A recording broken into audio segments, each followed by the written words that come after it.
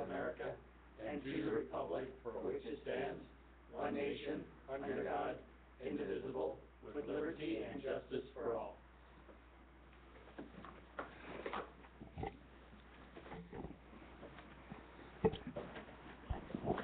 Roll call, please. Note for the record that all council members are present. Very good. Anybody want to make any additions to the agenda? Move adoption. Motion, is there a second? There's a second. All in favor, please say aye. Aye. Okay, we have an agenda. And don't have any slips. Anyone like to make oral communications number one? Looking at the audience, I would suspect not. We're on a roll now. Okay, I jinxed it. Sorry. This is unusual, unique meeting.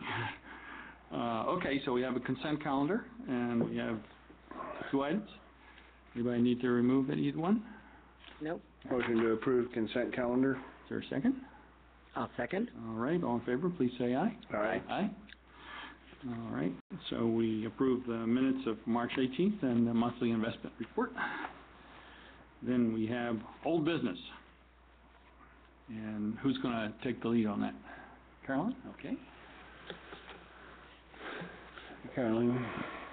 Hello, good evening, Honorable Mayor and City Council members.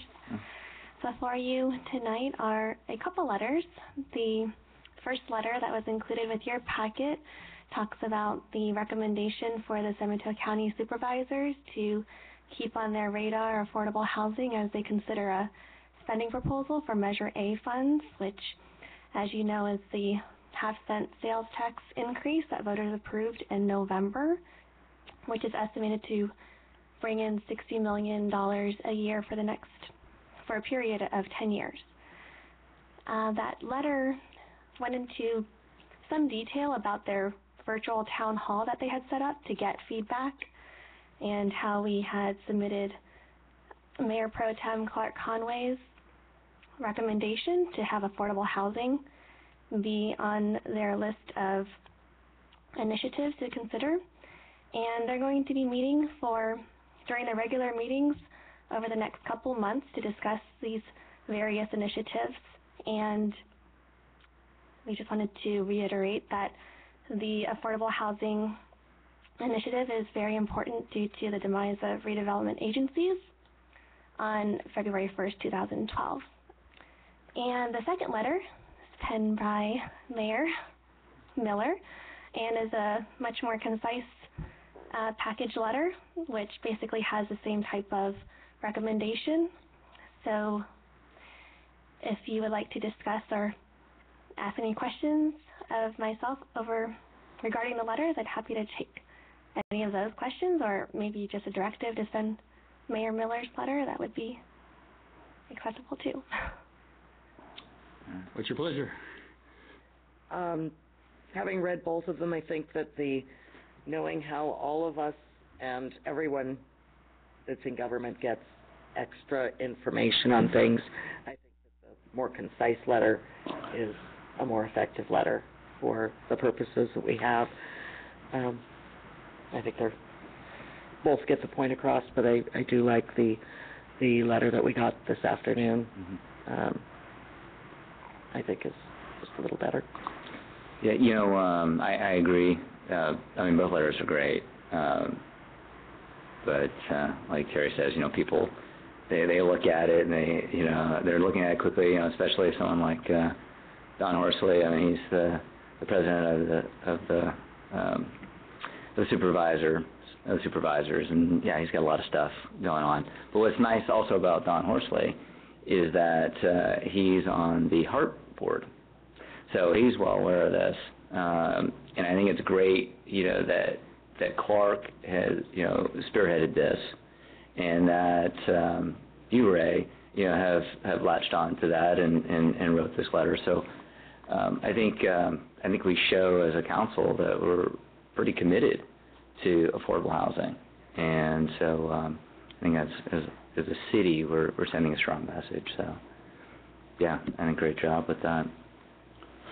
Well, maybe you can explore it a little bit further in regards to the whole process, because right now, you know, when Clay and I first went down to the county, I mean, everybody's asking for everything, you know, I mean, there's all different kinds of groups and stuff like that, and I think that we were probably one of the only cities there, I recall, yeah. And this was, you know, Adrian had extended an invitation to Cliff and I when we had met with her, and so we kind of took it upon ourselves to go ahead and go there. And nobody had really said anything about affordable housing that I was aware of at the time. But Adrian did bring up a point of that the county has all that pool of money from all the former RDAs, and that, you know, that might be the appropriate vehicle for utilizing for affordable housing. And that may or may not be, you know, the case. I mean, I'm sure she knows exactly what she's talking about. But with $60 million, I think the county's looking at, one, is helping bridge the gap to solve their structural deficit, and the other is what programs and stuff like that they can fund. Well, $60 million a year is a sizable amount of money, and I was thinking if they took 1/6 of that, you know, and divided it between the 20 cities in San Mateo County, $500,000 apiece to fund either affordable housing program or to go to some public facility or, you know, something along that nature, because this is going to be for 10 years, and if they could earmark that to allow that, I think maybe that's some way of expanding in our letter, is to not, you know, necessarily say totally for affordable housing, because, you know, they I think would address that with that county pool now, but maybe, you know, expanding it to where they can give a share of that to the cities to go into, you know, whether they use it for water, sewer infrastructure, something that's really gonna, you know, or for a park, or for public housing, or library, or, you know, some type of public facility that, you know, that each individual city deems appropriate. And it may, you know, require matching funds, or you could set that money aside for a project later until it builds up to where you can do a project. Maybe expand the letter, you know, to get some ideas, you know what I mean, to some creative thinking as to what they can do. And that's kind of some of the feedback that I got from Adrian, is why I'm saying that. Because they might say, oh, yeah, well, you know, keep us, you know, because I asked them, keep us on your radar. You know, because Brisbane, you know, we're slated to do a couple projects. You know, we had the library, affordable housing, you know, that's potentially there. And when we purchased the Lau property, that we have great potential for a project there. And so, you know, just kind of like to think maybe expanding on it a little bit. And I'm open to feedback on that. I'm giving my feedback on this instead of locking in just on one specific thing. Because they gave us feedback back, that's why. So it's still not clear to me what exactly, you're talking about Adrian Tesse, the former chair of the board, right? Right. Okay. Now, what exact kind of feedback did she give? That it's still not clear to me. Okay, maybe Clay can help with that, but I think the county is all the housing funds that the cities had went into some pool for the county. Is that correct? I don't know that it's accounted for that way, and Stuart may have more detail on that. There's certainly an amount of money that had been in the affordable housing funds that got redirected back to the county as one of the underlying taxing entities. I don't believe that they've accounted for it independently. I mean, I don't think they put it into a fund for separate use, but I think that's kind of the idea that I think that Clark is talking about. And I believe, if I think I've got this right, that the city of Foster City has has suggested something very similar to the county. And I don't know, Cliff, maybe that was a conversation you and I had. I can't remember. Yeah, the Mayor Pam Facility, I think. Yeah, that's Facility is her last name, isn't it? From Foster City. Yeah, from Foster City. Yeah, so the city of Foster City wrote a letter to the county board of supervisors asking them to take that money. So there is some money. I think it's about $9 million, perhaps, that is still being held by the county. When they took our financial assets away with the dissolution of RDA, they gave it back to the cities, and some money went to the county, but some of that money is still left. Now, what we're talking about is this Prop A money, Right. And so we had a meeting with Supervisor Tissier, and she brought up this meeting that they were going to have, which Clark attended. And so they're looking for feedback for how to spend some of the money.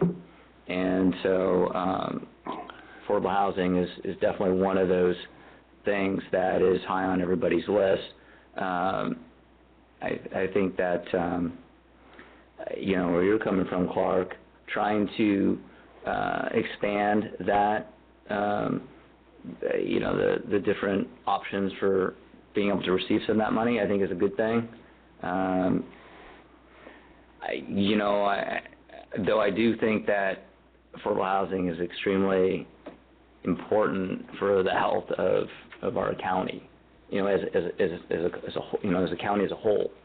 So I know that if cities start to weigh in and push towards the money, a considerable amount being used for affordable housing, that the supervisors will do that.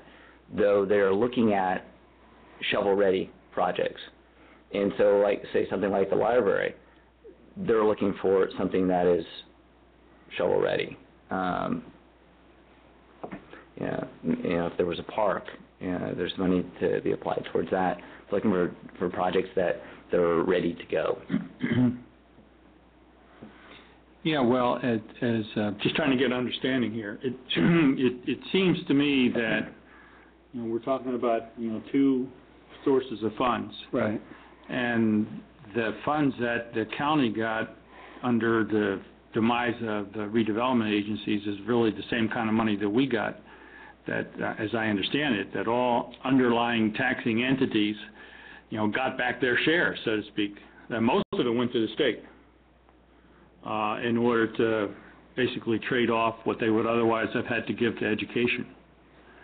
That's my understanding of the process. And so what the county has is essentially, a much bigger pot, because the county is a lot bigger as a taxing entity than we are, but we got, a similar amount of money back as our percentage of the underlying total as being one of the underlying taxing entities. What was it, Stuart? 600,000, something like that? Yeah, right. Yes. So that was our share, so to speak, and the county got, I guess, $9 million. But that money, of course, you could argue that really is, redevelopment kind of money, and of course 20% of that was previously, dedicated to affordable housing. 80% would be, infrastructure kind of stuff that you could, bond, use a tax increment and issue bonds and finance infrastructure and so forth. So that's, one pot of money, and I don't guess they're asking us how they should spend that, as I understand it. What they're asking for now is how to spend Measure A, which is the sales tax fund. So that's kind of a different pot. Right. Well, I'm just trying to get clear as to what we're looking at. So have I got that right? Yeah. And I think that letter from Pam was addressing the money that the county received from the housing authority money that came from, or the housing fund money that came from dissolving the RDAs. Yeah, I think I've heard that Foster City and perhaps some other cities have suggested to the county that they use that one-time money. That one-time money, there you go. Right. That came from the dissolution, or not dissolution, when we had the sweep of the funds at the end of the year, so all the underlying tax entities had a one-time amount of money. Ours was, Right. 500, 600,000, counties, whatever, $8-9 million. But as you know, under the law, that's just goes back to those taxing entities to be used in any fashion that their councils or board choose to do so. They don't go back specifically for housing. But the request, I think, had been from Foster City and perhaps some other cities to for the county to make the decision to use it for affordable housing. Yes. Yeah. There you go. And hearing the amount, $9 million, I mean, because I didn't know what the amount was, but the way she said it, I assumed that there was a lot larger amount there, because really $9 million, a couple projects, and that's gone. Right. Yeah. You know what I mean? And where maybe if they actually look at a consistent funding source to be utilized, whether the city decides to use it every year or they pull it up for a couple of years then use it on a project, then I think maybe that's more appropriate. Where on a housing fund, I mean, say if each city got $500,000 per year and earmarked their specific projects, whether we want to use it on affordable housing, then we could choose whether we wanted to save that up. But over a 10-year period, I mean, it was, flat rate, it'd be like $10 million. Clark, one of the things that you raised as really important was, and I'm thinking of someone like Dana Dilworth, as she's come a couple of times to our meetings and said, what can the city do to help low-income folks, fixing up their homes, and we did that partnership with Rebuilding Together, and we took money out of our housing fund from RDA to, to help Rebuilding Together work on those projects. And so, the thinking of, Rebuilding Together, and their thing is to keep people comfortable in their own homes, and there's a lot of things that can be applied to provide for that comfort of staying in your own home. Right. And it isn't just, so like when you look at the letter, I think kind of like what you're addressing is that, okay, affordable housing isn't just, trying to build or, provide some financial money for people for rent, but it's also perhaps being able to fix up your house so that you can stay in it, so that, it's already affordable for you in helping those folks stay in their homes with repairs, so that unit stays affordable. Right, and that's where we can develop a program for that, and I think that's what our thing was to Dana, is we have to develop a program where if we wanted to use funds for that, but if we're able to secure a consistent funding source, we could do something like that, at least for 10 years.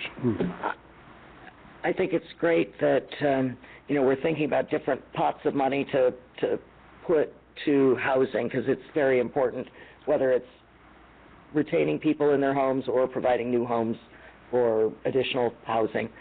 And I would hate to dismiss this proposal to keep it in the front of the county's mind that that's something that's important to Brisbane, by thinking that we might get, and like you said, $9 million is not much for a long-term program. And so I would hate to think that we're just saying, oh, well, we can use this old RDA money, or we suggest the county to use the old RDA money, or the solution money, and think that would be enough to do much for us. Yeah. So I still think this is a good idea to make this our priority.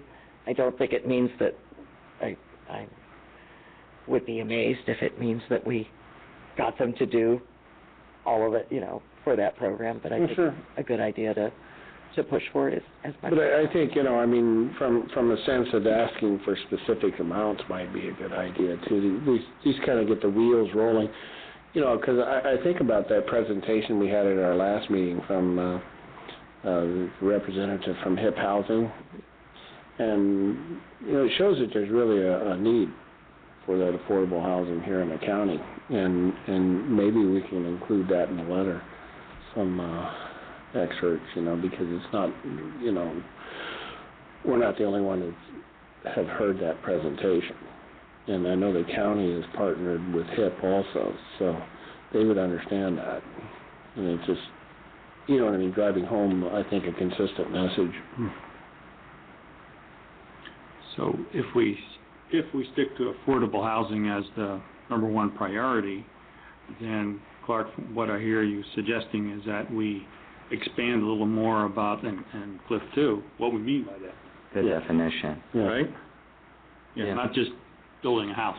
Right. There are other ways to provide affordable housing. Yeah. So it doesn't get misinterpreted as just house building, but other means of helping people too. Yes. Yeah. I'm just thinking like subsidizing water bills. There's a whole variety of things. Yeah, a whole host of things. That can help people. And it'd be nice if the city had the flexibility to. A certain amount of money would be dedicated every year to the major decision-making entities in the county, and give them some flexibility as to how they could help in the affordable housing programs, something like that, and then specify, various kinds of options that could be feasible. Mm-hmm. I mean, I think that you could probably just, in the second paragraph, top priority should be funding for affordable housing, and have an addition in that. And expand what that means. And expand on the method of being able to achieve that. Annual Perhaps. distribution and flexibility and what is meant by. I think we should include some of the data that we got from HIP, because it would be consistent with what they get, it's just as kind of a overall reminder, as a message. And I'd like to hear from staff too, what their feedback from listening to our discussion. Okay, yeah. Put you on the spot. You could do that, right, Clay? Yeah, I mean, I what I'm hearing is just get it a little more specific and provide elaborate examples, and right. We can certainly take some of the information that was provided to us by, was it Kate Har? Kate Har. Last meeting. Comfort Har. Like Kate Comfort Har? Right. Yeah. Unusual name, I remember.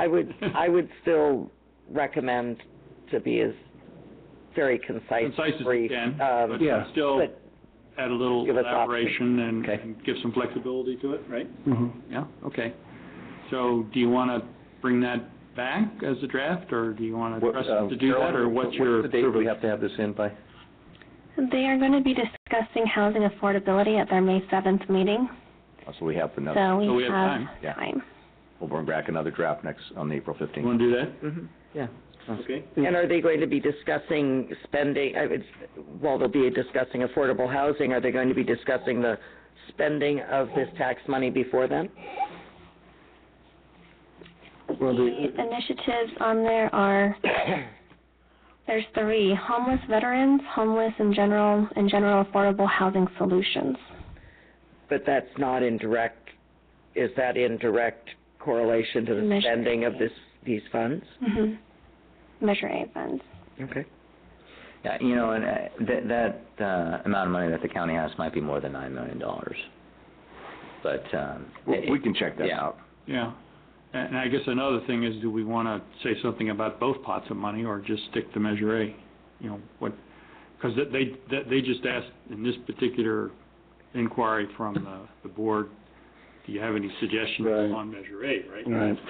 Well, what might be helpful is I could reach out to some of the other cities and see what sort of requests have come from other cities. Like I said, I believe Foster City has made a request, and see if any of the other ones have. Mm-hmm. Right. Because, to the extent that we're kind of all saying the same thing or something similar, I think that's helpful. Right. Yeah, maybe we can piggyback on Foster City's proposal. Yeah. And so another strategic thing is whether they should both be in the same letter or they should be separate letters, because they are different pots of money.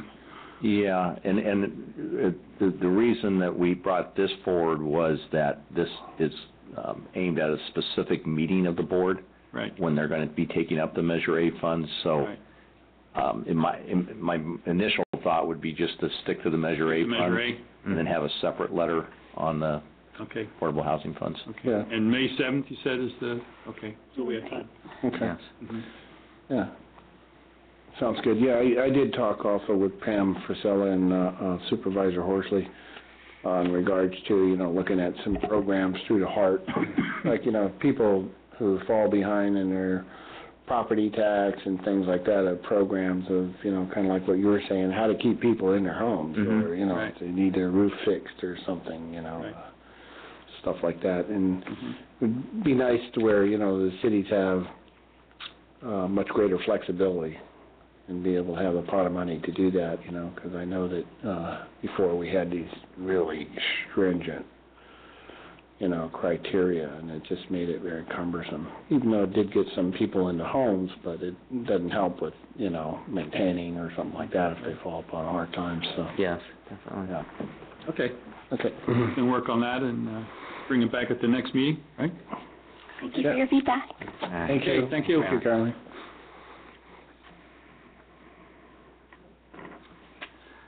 Okay, so now we go to new business, and we're going to hear from, I believe, from our esteemed fire chief about a fuel reduction fire break and weed abatement program and whatever else he thinks we should know about the fire safety program that the city and the North County Authority has.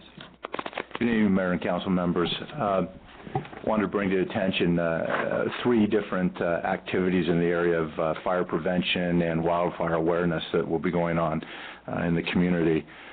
Starting this week, the annual weed abatement vegetation management program will begin, and property owners will be receiving notices in the mail about reducing their vegetation and brush around their homes. That program will be about a 3-month program, and wanting to get everyone in the community in compliance by June 18th.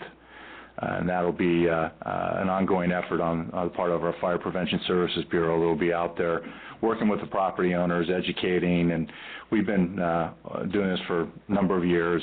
We work very closely with the property owners, just try and get them in compliance, and really we've done very well in terms of getting people to do what they need to do. Very few items come before the council when you do have a hearing to take a look at those properties that haven't been completed properly.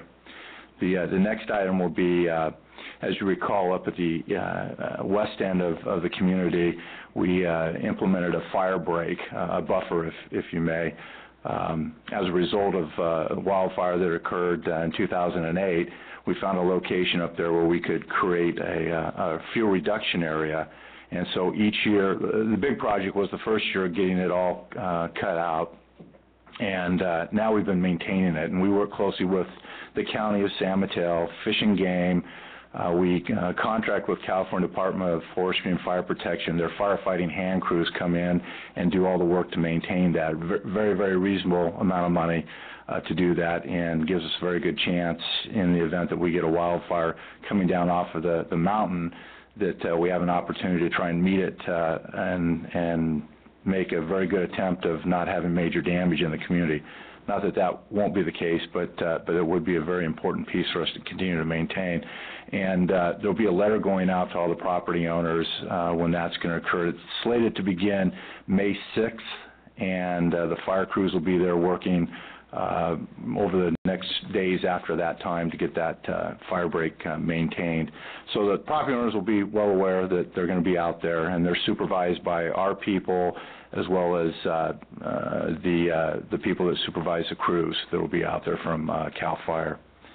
And the last event will be what we've deemed as our wildfire awareness event annually that we did back in the day. We actually tried to do evacuations, weren't overly successful in doing that. So what we've done now in that west end of the community is we bring in on, and the date will be June 8th, beginning at 9 o'clock until noon. Once again, we get information out to the public on this, but we'll have a strike team of engines that'll be over here, and we put them up in the neighborhoods, and we go door to door and actually speak with residents about being prepared for wildfire. And they hand out material to them, answer any questions they may have. Additionally, we end up, if it's available, and usually it is, overhead a helicopter that comes in, and then we, in conjunction, we do some of our own training up in that same area with our fire companies. We also pulled a plan out. We put together in 2004 a wildland fire pre-fire attack plan that we utilize in the event that there is a major wildland fire here. That it shows the points where we'll shut down the city, evacuation routes, a number of other kinds of information that's important to the firefighting personnel in the event that we have an incident there. So those are the primary events that will be going on. I'd be happy to answer any questions you may have. Okay, great, thank you. Questions? The first letter that goes out, is that to all property owners? Yeah, we send to everybody because we just have to canvass everyone.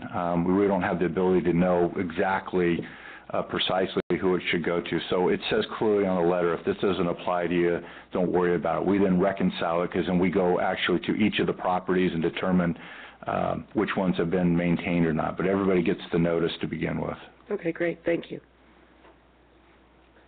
I have a question. How you doing, Chief?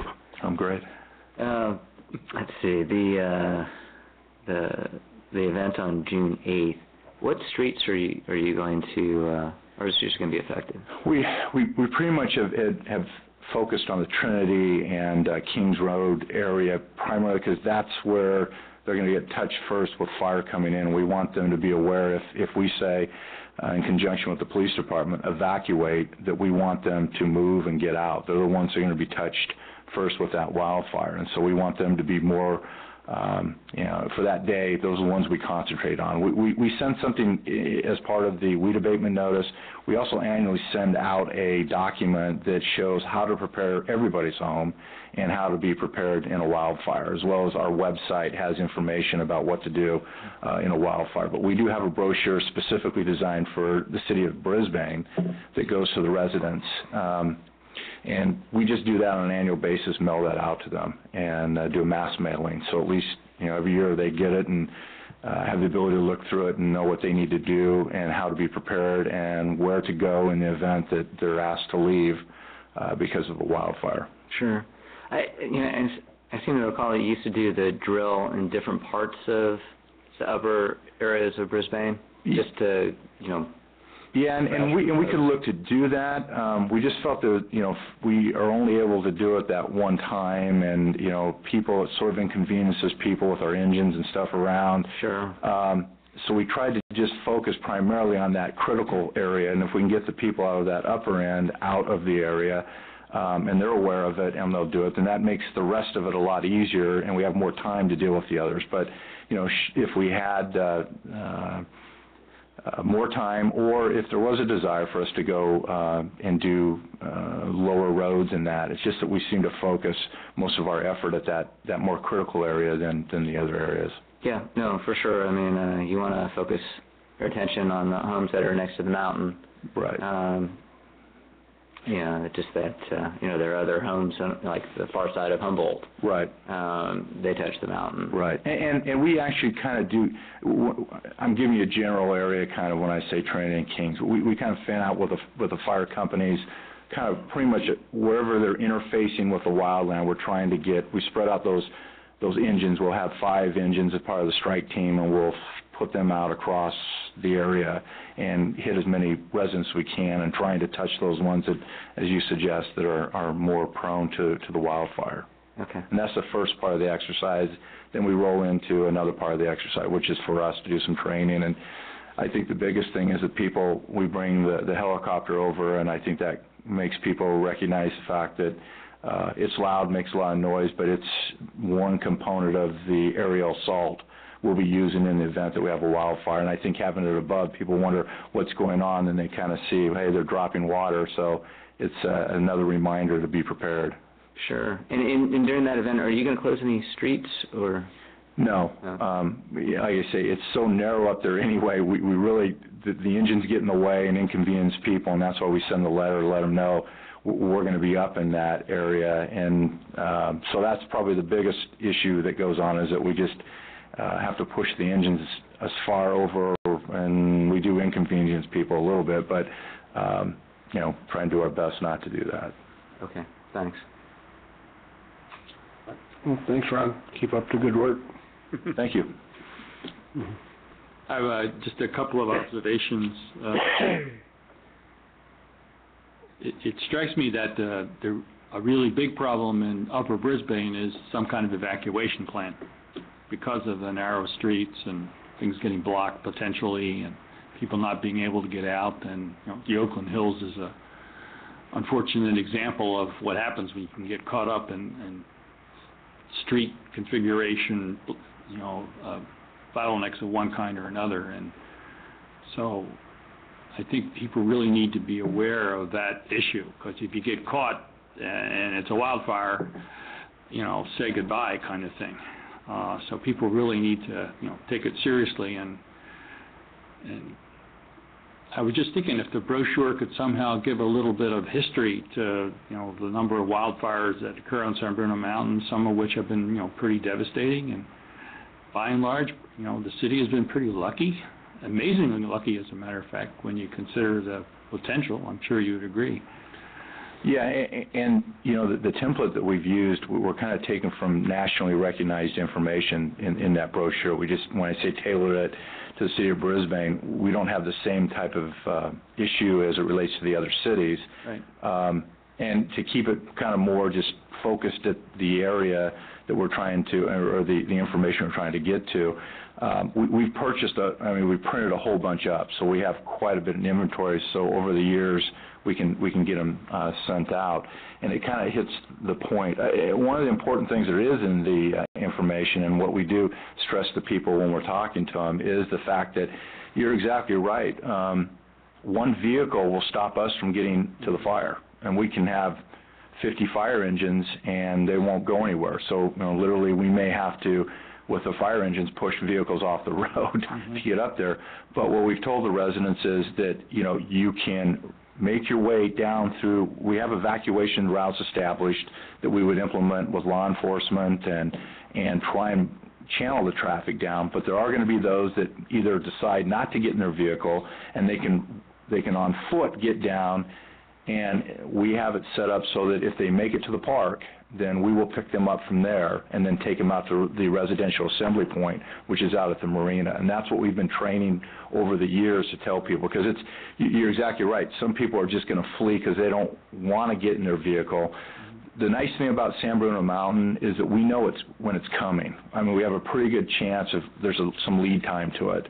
And in the fire in 2008, we were trying to deal with the fire, and it got to the point that we had to make a decision to say, you know what, let's just start the evacuation. If we catch the fire, if it stops, fine. But if we wait too long, people don't have an adequate amount of time. And the way the hillside works, it's a backing fire generally, or it's a wind-driven fire coming, in a direction one or the other. But we tend to have, generally speaking, time to be able to activate the evacuation order. And so we're going to probably lean towards, and that inconveniences people too, because they're going to shut their homes down and they're going to get out of there. But we're going to lean on the side of being more safe than sorry, and so that part makes it a little bit better. And we've instilled in our incident commanders that, hey, pull the trigger early if that's what it takes. We coordinate with law enforcement and we start the process. So, we're trying to keep the information consistent, and each year they see the same thing without trying to make any kind of changes to what that information would be to them. Yeah, I was also thinking that, if I recall correctly, in the fire that got started from the so-called controlled burn, which I'm sure you'll remember, I believe the residences that were most affected by that were actually in the Northeast Ridge. In fact, one side of Altamar, I think, was actually scorched. So, I mean, they need to be aware of the fact that they're not exactly out of the fire danger as well. Yeah, you know, and you're right. They have some, the building construction's differently, it's more modern. Vegetation clearance is a little bit different. There is roads around it. We stopped the fire pretty much at the streets, and, you know, so you had blacktop as a fire break around, so we have a little better shot. But, you know, primary damage up there was due to smoke. People had their windows open like they normally do, getting the down canyon afternoon wind that we get that can be 40, very strong, but is primary smoke.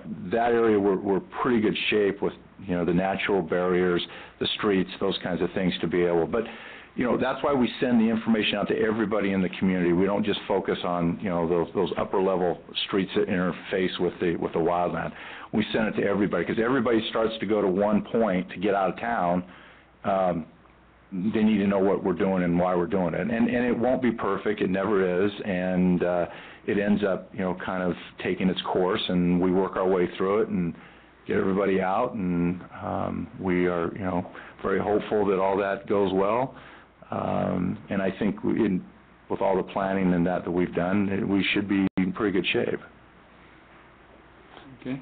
I have a comment. Okay, please. Okay. Yeah, Chief, actually having fought personally the last 50 years, most of the fires on the hill, okay, and that's from experience, from being a kid and stuff like that, using the gunny sack, you know, in the old fire department, they'd pull up buckets full of gunny sacks, and the kids would run up there like billy goats and beat the fire out. But the biggest thing is fuel reduction load, which I think is what you've been focusing on, and I think it's been very effective, especially since 2008 when we had that fire in Allen Buckeye Canyon, because I know in the last time that fire happened was in 1967, and I recall that one. And since then, it all had all that brush and undergrowth and everything like that, and that's why that fire burned very hot. And there was a, you know, big concern whether the plant life would even come back because it was so hot. And that's what it is the fuel reduction load, you know, is really the main thing. And I think that's true everything in Brisbane. And we have a little bit different, unique contour than, say, like Oakland Hills, is you know, we have more moisture on this side. Not to say that it doesn't happen, but, you know, I mean, you talk to Ron Colonna, who is up on Paul Avenue and the closest to any fire. And I remember the one in 92, and Ron woke up, looked out his window, goes, that ain't a fire. Went back to sleep. Everybody else was running out of their house and panicked and everything like that. But, you know, I mean, a lot of people, you know, kind of understand how some of the nature is of fire, but that undergrowth is the biggest thing, you know, what it's going to do and when that fire jumps. And so I think, you know, you're really addressing it, doing the right thing, because I've seen what the CDF or what are they called now? CAL FIRE now. That where they've worked there all along Trinity and all the way up to Kings, up to San Mateo Lane, and that's a major part. I mean, that creates a big break, you know, because that's taken out all that underbrush, and which is, you know, fuel load. Well, it slows it down so we can go meet the fire, you know, instead of having big, tall, you know, 75-foot flame lengths coming at you when you get to those homes. It slows down, drops down, and that's kind of why we do the weed abatement throughout the whole community, is we get the vegetation down, and then the flame lengths are such that we can go direct on it as opposed to something else. You know, the other advantage is most of the time if the fire starts, if you remember the fire we had over by the water tank prior to 2008, once it leaves the community, it burns uphill very well. That's, you know, it'd rather burn up the hill than any other direction. So most of the fires that would happen on the face of San Bruno Mountain generally are backing fires, and they're only going to get intense if they get a wind shift or something that might catch that. But most of the time they're going to burn up out of the community. If we reduce the vegetation down inside the lower level of the community, then you're not going to have that fire run up through the community heading to the top of San Bruno Mountain. So it's kind of a dual effort, and because we don't have off-road fire apparatus such that allow us to get out there further into the mountain to go head on with it, we kind of have to wait for it to come to us. Well, if we can remove the vegetation as we've done, then we can put a bunch of engines up in that area and go step out and get at it and have at least a very good chance of knocking it down and keeping it from getting into the homes. That's not to say that's always going to be the case, because it's really tenuous up there in terms of how a fire may start and what may go on. And the other thing, believe it or not, the PG&E roads that come down, what stopped the fire in 2008 was a decision for us to what's called fire out from the road. So we brought fire down the road to cut the fire off that was coming this way. So we took the fuel between the road and the fire out, and it met halfway in that canyon and went out. That's how we stopped the fire. We were at dusk. We had no aircraft. We weren't going to be able to get up there to do anything with it, so we made a decision to go put fire down and come all the way down the road lighting fire. And people saw a much bigger fire, but that's what it took to have it come together. It pulls this fire towards the head of the fire, and it burns the fuel out, and they come together, and it's out. And that's how we stopped it. If we had not done that, as a city manager that was standing fairly close to me at the time, we would not have had the outcome that turned out to be. We probably had something much worse. Jump the road. Yeah, so we look for those kinds of barriers, those kind of things. Roads, I mean, it doesn't matter. Even a small road that animals create, we can work from. Doesn't always turn out to be successful, but because you can have it come over that and continue on, but at least you have a chance to stop it. So all those opportunities are there for us to deal with. That's part of our plan. We look at natural barriers to fire from. We look at reducing the fuel, doing anything we can do. If it's during the day, we can get aircraft. Aircraft is major for us in putting that fire out. And so a combination of all things go into making this, at least try and make the community, and hope we never have to say we had an Oakland Hills event. But we do have you have a similar situation here. And I just was looking at something today that was sent out, even with the rain that had occurred last week or so, and this is still the driest there's been, from Tahoe, from the western Nevada, all the way in northern California. We are 2 inches drier than the driest on record, which was in 1910. So, even though people see it kind of rain yesterday and today and that, they think, why are we cutting weeds down? They're still green. They're turning brown already. It's already drying out.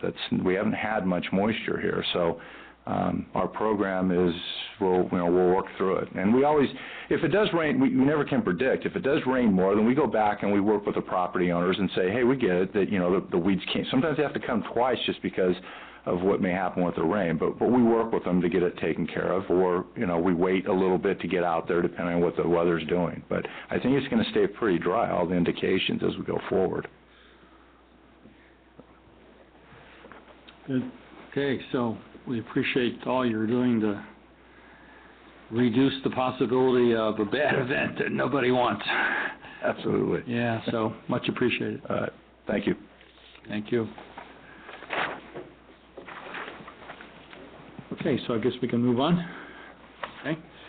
So the next item on the new business is giving some direction to the Open Space and Ecology Committee regarding the polystyrene container ban. And Stuart, is that you? Yes. Okay, go for it. The Open Space and Ecology Committee provided a recommendation to the City Council regarding the single bag ban use. At that time, the Open Space and Ecology Committee also had a conversation with the county about the polystyrene ban ordinance that the county had in place. They asked the county to bring it back to the Open Space and Ecology Committee so they can have further discussion on it. This was done on February 13th, and then on March 13th, the committee discussed the idea of the polystyrene ban again. The Open Space and Ecology Committee would like to meet with the businesses that would most be affected by this ban if it was to be adopted, which would be the food establishments in town. My recommendation to them was that before they met with the food establishments, to get direction from the city council to make sure that something like this would be within what the council would like to have reviewed. The polystyrene, what it does is eliminate styrofoam as a takeout container. There are many other kinds of takeout containers that are available, some of them which are compostable, some of them may not be compostable, but even if they are paper-based, they at least break down at some point within the landfill, whereas a styrofoam container never breaks down.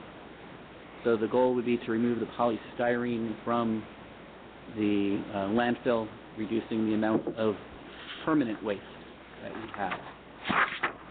The Open Space and Ecology Committee would like to continue to review the ordinance that the county has as their model ordinance. This is not quite the same situation as it was with the single bag ban ordinance. There may be some opportunities for the city, for Brisbane, to make it more unique for Brisbane if it needs to be, and they're looking at that. They're also looking at what kinds of alternatives there are for businesses to use, and they would like to bring that information to the businesses as well when they talk to them, to allow the businesses to understand that there isn't a great deal of a difference in expense between one type of container and another. But before they went forward, they wanted to check with the city council. Can you say that last sentence again? Check with the city council? No, before that.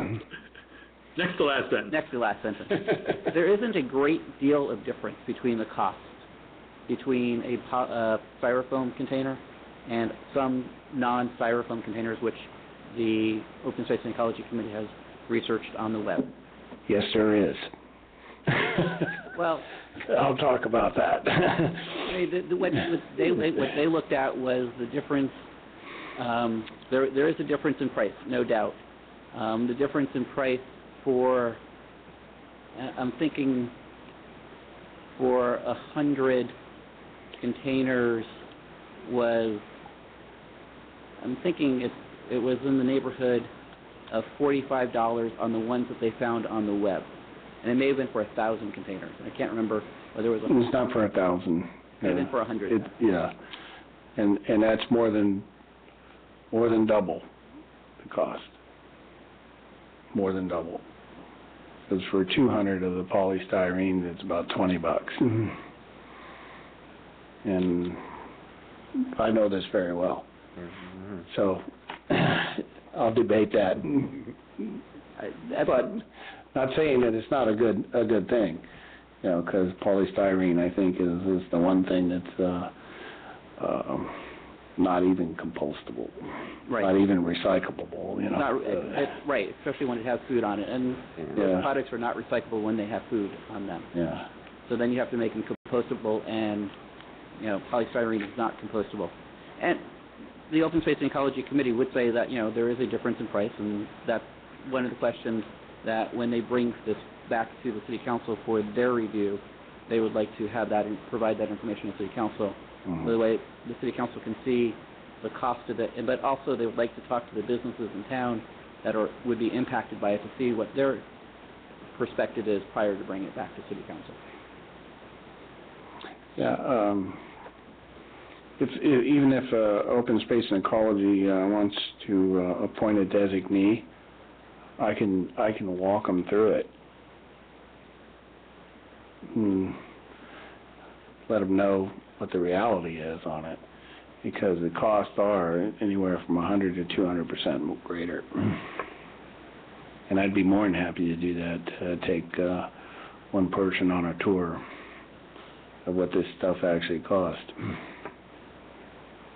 and how businesses operate and stuff. But I think the outreach is real important for us, because that's really going to be a key, because, you know, if you're running at a pretty thin profit margin, you know, it makes a difference in what you do. Mm-hmm. I'm not saying it's not a good thing, because it is, but, you know, I think it's the utmost importance and responsibility for us to work with our businesses on okay, here's the next thing, and this is what the impacts are going to be. And so, and a lot of people move in that direction anyway, but they need to understand what it is. And I think the point of information for the OSCC is they really need to understand it too, and not give us a report where I know different, that costs are significant. Yeah, they seem to have a comprehension of that, or they wouldn't be investigating it the way they are. Yeah. That's my impression.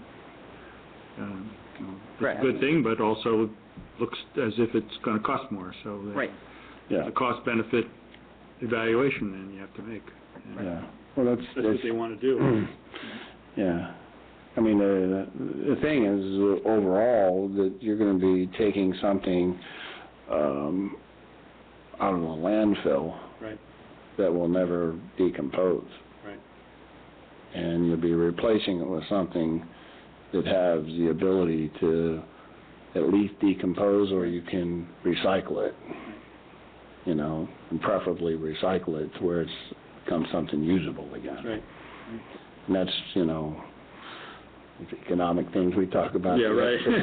Externalities, right. Yeah, So, Yeah, Terry? so on the fiscal impact, and I understand that, I think that it would be good for, I listened to the OSEC meeting, and they had done some limited research, but wanted to do more and wanted to make sure that they had the council's blessing to at least broach the subject with the business owners. But on the fiscal impact on our agenda report, it talks about other cities that already have signed on to the ordinance.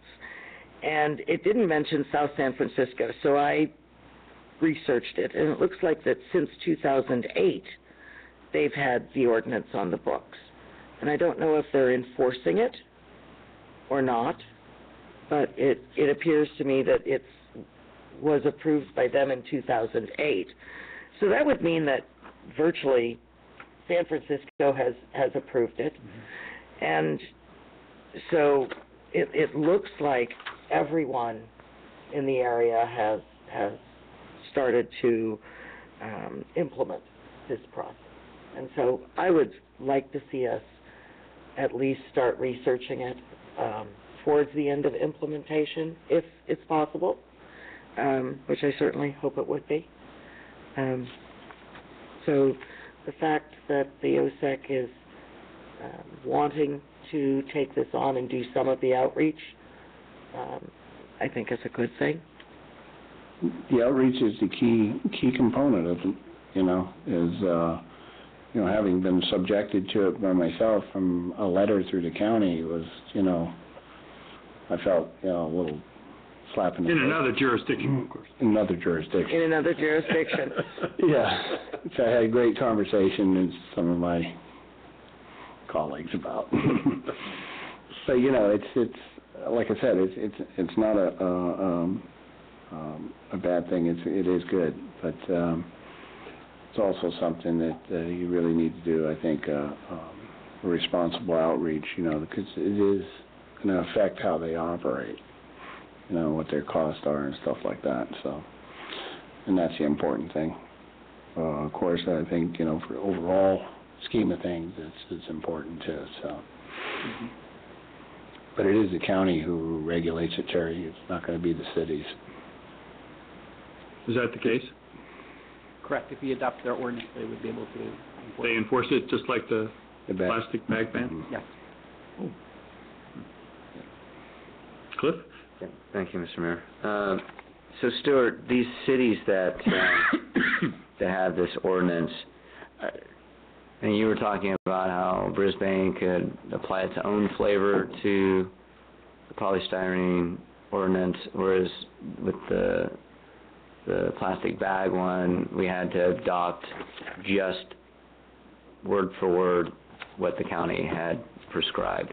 So, are these other cities, do they apply their own uniqueness to the ordinance, or do they just adopt what the county had?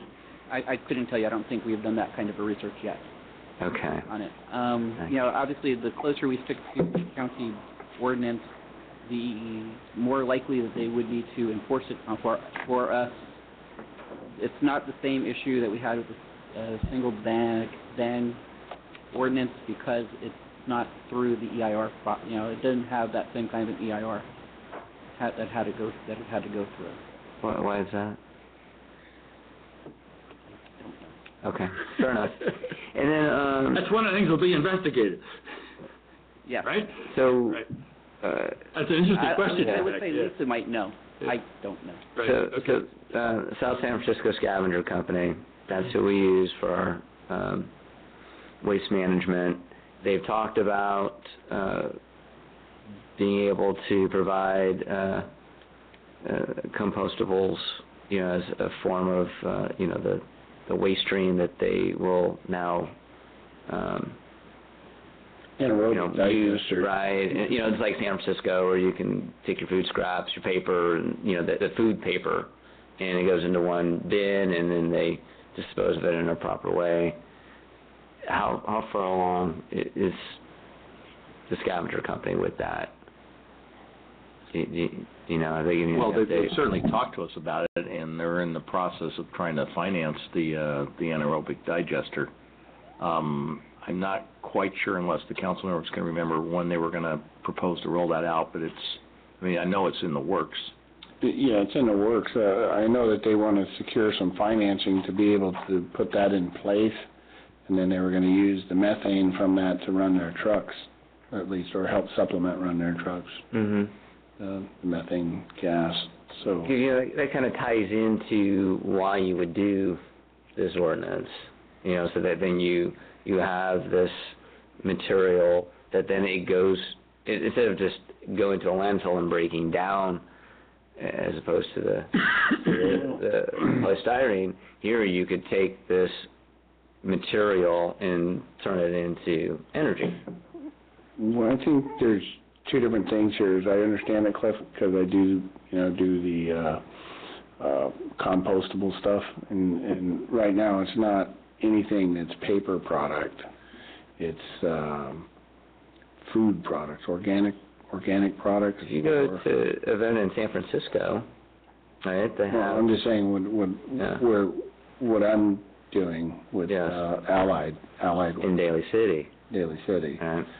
and it's waxed paper, like waxed cardboard, only waxed cardboard, and all organic material, any food items, whether it be meat, vegetables, skins, anything that is organic, Mm-hmm. and that's it.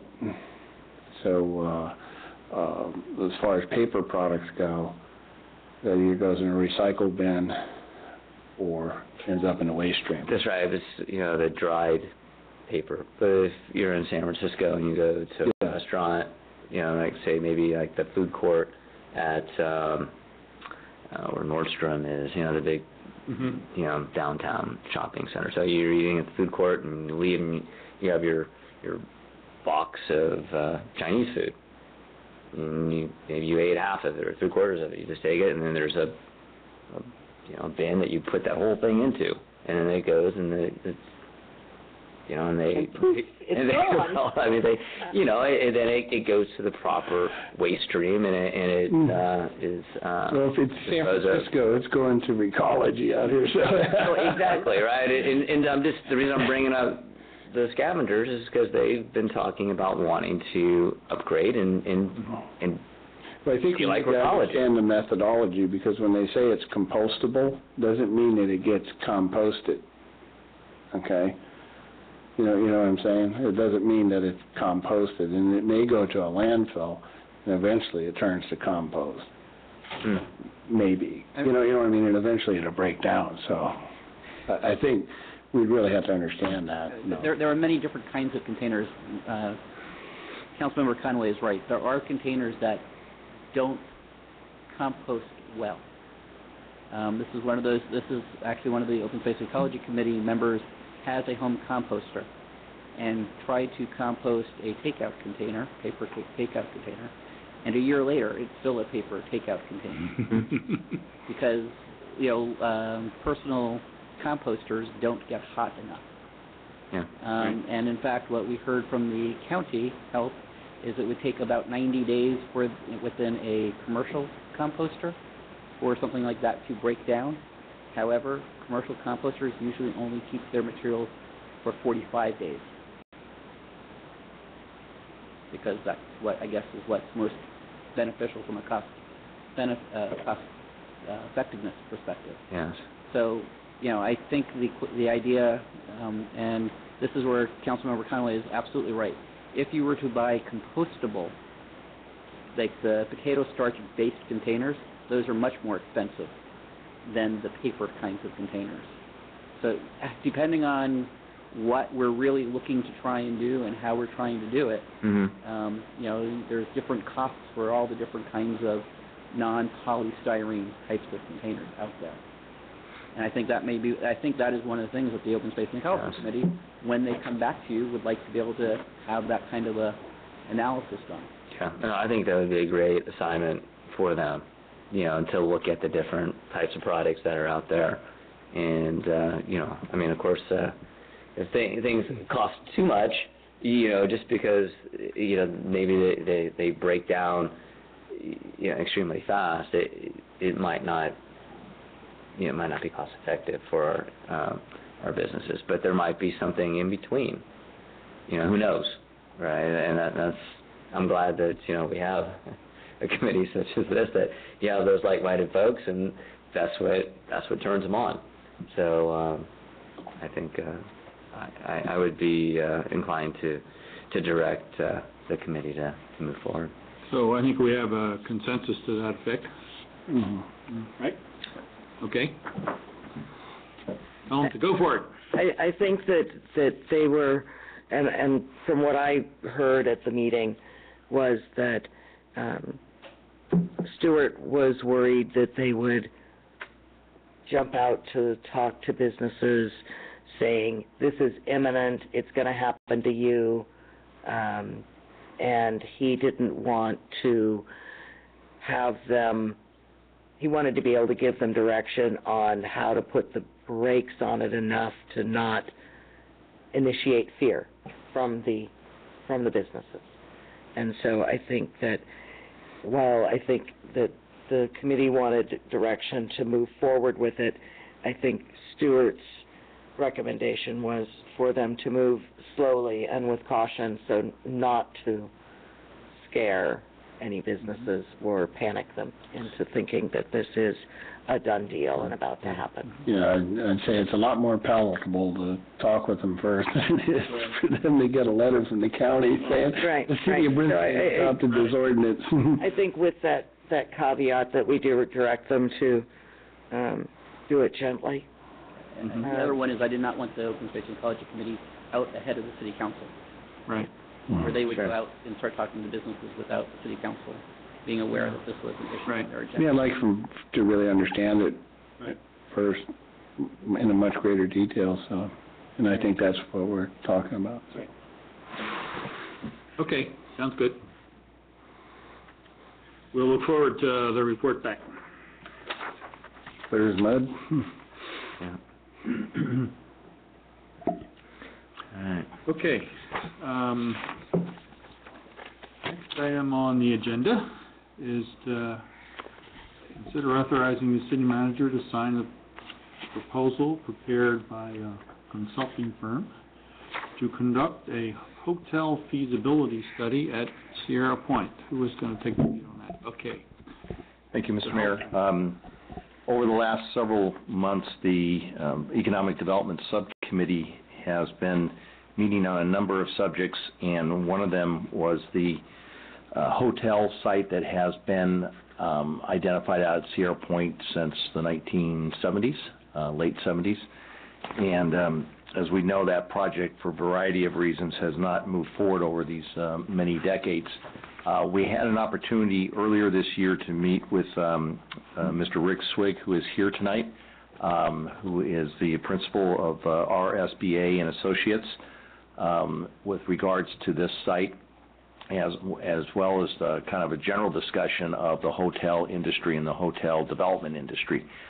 It was a very informative session that we had. And I think a couple of the takeaways that we had from that meeting was that the demand for hotel nights in this area, and I'm basically talking from the airport to downtown San Francisco, is pretty strong. However, the margin to be able to actually build a hotel project is pretty tight. And Mr. Swig can probably respond to why those kind of seemingly opposite points are true. The other thing is that San Francisco itself is a market, while strong, is not one that's likely to expand a lot in terms of new hotel projects because of the lack of availability of land. There are a couple of hotel projects that are in the development stage. One of them that most probably directly impacts our site and our existing hotels is a hotel project at San Francisco Airport that the San Francisco Airport and the City of San Francisco are undertaking. And we did talk a little bit about that and the impacts. I think the other kind of takeaway that I think is important, and the reason we're kind of here tonight with this proposal, is that Mr. Swig's assessment is that the market is probably in the neighborhood of 3 to 5 years away from being able to really take off in terms of the next wave of new projects, which makes now a perfect time to really start planning and getting our hands around what we could possibly do. Now, as you know, we had the original planning for this site was in the neighborhood of 700 hotel rooms. I think actually earlier plans were even higher than that at one point in time. I think 1,000 is one I saw in one of the documents. That amount of hotel rooms is probably not realistic, and certainly probably not in the cards in terms of the market today. So what our conversations we had at the Economic Development Subcommittee were basically to have Mr. Swig come in and do an assessment on what really could happen, what's realistic in terms of that site, not only in terms of number of hotel rooms, but in the kind of facilities that would go along with it, banquet rooms, convention center, I think was probably one of the early dreams. Just exactly what kind of hotel and what kind of hotel product and who might be in the market to be able to build that. And so we know from our current hotels that the hotel room tax or the occupancy tax is a strong revenue source for the city of Brisbane, as it is for every city. So it really would be to our advantage to try to help and promote the current hotel site along in its development. We had conversations with Jonathan Sharpman of UPC. He couldn't be here tonight, but Stephen from his staff is here. They have agreed to reimburse the city for the study cost. So the city will be in charge of and in control of the study itself. We will have it reimbursed in terms of cost. And then the idea is that, of course, that this will be a public document, and we'll share it, obviously, with the hotel site owner, which is Universal Paragon Corporation. So that completes my report. I said Mr. Swig is here, be able to answer any questions with regards to the study, and I can try to answer any questions, and certainly Cliff and Would it be Barbara are appropriate to ask him to give a sense of what kind of study he would be doing and what we'd find out therefrom? Yeah, I think that'd be real good. Okay. Mr. Swig. Good evening, Mr. Mayor, council members. The question is what you get from a study. Mm-hmm. The goal is feasibility. One, should a hotel be built? Second, what should that hotel be? Size-wise, amenity-wise, positioning. Is it economy? Is it luxury? What constituency should the hotel serve? Is it the business traveler, is convention group? So all these various elements. One thing that is for sure, if you build it, they will not come. They already have to be there. There has to be demand for a hotel, or else it will surely fail. That's one absolute fact that I can offer. Other than that, everything is conjecture and subject to study. Mm-hmm. So have you studied anything comparable to this site? I've probably done 50 to 60 to 70 market studies over a very long period of time, and they're all different. Right. They're all contingent on what is in the surrounding areas, what are the demand generators, that is, who are the customers who have the potential to stay at the site, what will they pay, what is the competition, and what's missing in the marketplace that can serve a community of, if there is, of demand generators. And that's what I try to determine. Everyone is different. There's no consistency. Here in Brisbane, you have the influence, certainly, of San Francisco Airport, which provides overnight passengers, whether in distress or otherwise.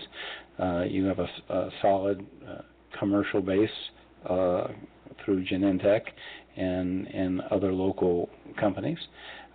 There's always overflow from San Francisco, and in an 80% occupancy environment in San Francisco, which is a record high, they're going to run out of hotel rooms during certain times of the year, and that which is called compression. That means when there's demand for hotel rooms and there are no hotel rooms to be found, that demand compresses like a domino to the next community. Exactly. So they overflow to the East Bay, they overflow to the south, to Brisbane if possibly, and into the San Francisco Airport area. So there probably isn't a lot of tourism, although again compression and price can create a choice, at least, for tourists not to stay in San Francisco, but to stay outside of San Francisco, because the price between here and San Francisco, although it's 5 minutes away or 10 minutes away, is quite a journey with regard to the pricing gap. So that's what I look to determine. If there's business, what type of business, what will they pay, what will they need to make their choice of one hotel versus another, and then put this whole puzzle piece of information together and try to come up with a direction. Will the next question is, will it result in a recommendation to build a hotel? I will answer, I don't know. What type of hotel, economy or luxury, will it result in? I don't know. And are you going to spend the money and possibly get a no answer and a lack of recommendation to build a hotel? That is a strong possibility. Just because you're engaging myself or any consultant to give you a report which you hope to be positive, our ethics require that we give you a straight answer and not mislead you and provide false information that would cause you harm in making the wrong decision. So I want to really create that caveat for you, so nobody thinks that, okay, you're hiring this guy and he's going to say rubber stamp yes. Not going to happen. So that's another surety I can provide. Okay, great. Very interesting. Other questions from Councilman? Well, one of the things, Rick, that we talked about was pretty enlightening is you said about the success of hotels is the type of surrounding businesses, and I think you alluded to like headquarters and stuff like that. So can you talk a little bit about that? Sure. There may be a hotel built in the middle of 5 million square feet of commercial office space. And you would think, wow, in 5 million square feet of commercial office space, this hotel has to do well. Well, if the customers don't exist, if the mix is not right in that 5 million square feet, then there may be no overnight stay customers, because that commercial space may be back office space, which all that they do is administrate and calculate, and there's no need for incoming people to visit for sales or training or other purposes. Whereas you could have 500,000 square feet across from a hotel, and it would be the most successful hotel that you could imagine, because it could be because that commercial office space would be corporate headquarters, generally of a national or regional type. Anything, it depends, huh? And so that's part of the issue. It's just because you're surrounded by office doesn't mean that you're going to do a lot of business. Right. The other thing is the importance of entertainment retail. Entertainment retail includes restaurants. Entertainment retail includes stores and entertainment like movie theaters. And that's another piece that contributes to the decision for people to stay in a hotel overnight stay facility or not, because after work is done and I'm done and I'm checking into my hotel, what's across the street? Is there a mall? Cool. Is there nothing? That's not so good. So and that can again contributes to the success of overnight stay facility. Mm-hmm. Okay. Yeah, Rick. I enjoyed having that meeting. I guess it was about a month ago or so. Yeah, it was very interesting, and I appreciate your straightforwardness and not coming in there with the magic wand and gonna say, okay, yep, the site's perfect, we can build, and we're gonna make all this money. One of the things we talked about was perhaps splitting the property instead of having one hotel and having two hotels, and that's something that property owners talked about. Can you kind of explain like how a possible scenario might be with two hotels? Well, I think I gave the example of Mission Bay. I did the original feasibility for Mission Bay, where the redevelopment agency in San Francisco had it slated for a 500-room luxury hotel. When I did the study, I found that's probably not a very good idea, because the demand generators for that hotel are the new UC hospital, which is going to mean that the folks who are going to come out of there are going to be patient families. They're going to be doctors on assignment. They may be long-term researchers. Then there may be commercial folks who are there to sell pharmaceuticals or equipment or something like that. So in that spirit, my recommendation back to the principal was, well, there's not really demand. First of all, there's no demand for luxury because they're not going to pay that much. Secondly, there's a lot of demand. There will be a lot of demand for extended stay, because that's what patient families do, and that's what researchers do, and they're going to look for that extended stay at a reasonable price. So, and then there will be the standard commercial traveler, and then there will be compression from Moscone Center, which is 4 blocks away, and Design Center 4 blocks away, et cetera, et cetera, et cetera. So my recommendation was 2 hotels tied together with a common infrastructure, but separated. So one was clearly extended stay, and one was a full service, what we call upper upscale hotel, which might be at the risk of giving somebody a commercial, a core brand Hilton or a core brand Marriott or a Sheraton or something to that effect. So the opportunity might be that there are multiple customers to serve. The opportunity might be that there is demand for an upper upscale hotel, and also equal demand or some contingent demand for, let's say, a limited service hotel or something. It's the difference. It's like when you see a Hilton connected to a Hampton Inn. They're both Hilton products. The Hampton Inn has one product. The Hilton has a different product. When you see a Marriott tied in with a Fairfield Inn, it's the same thing. They're both under the Marriott flag.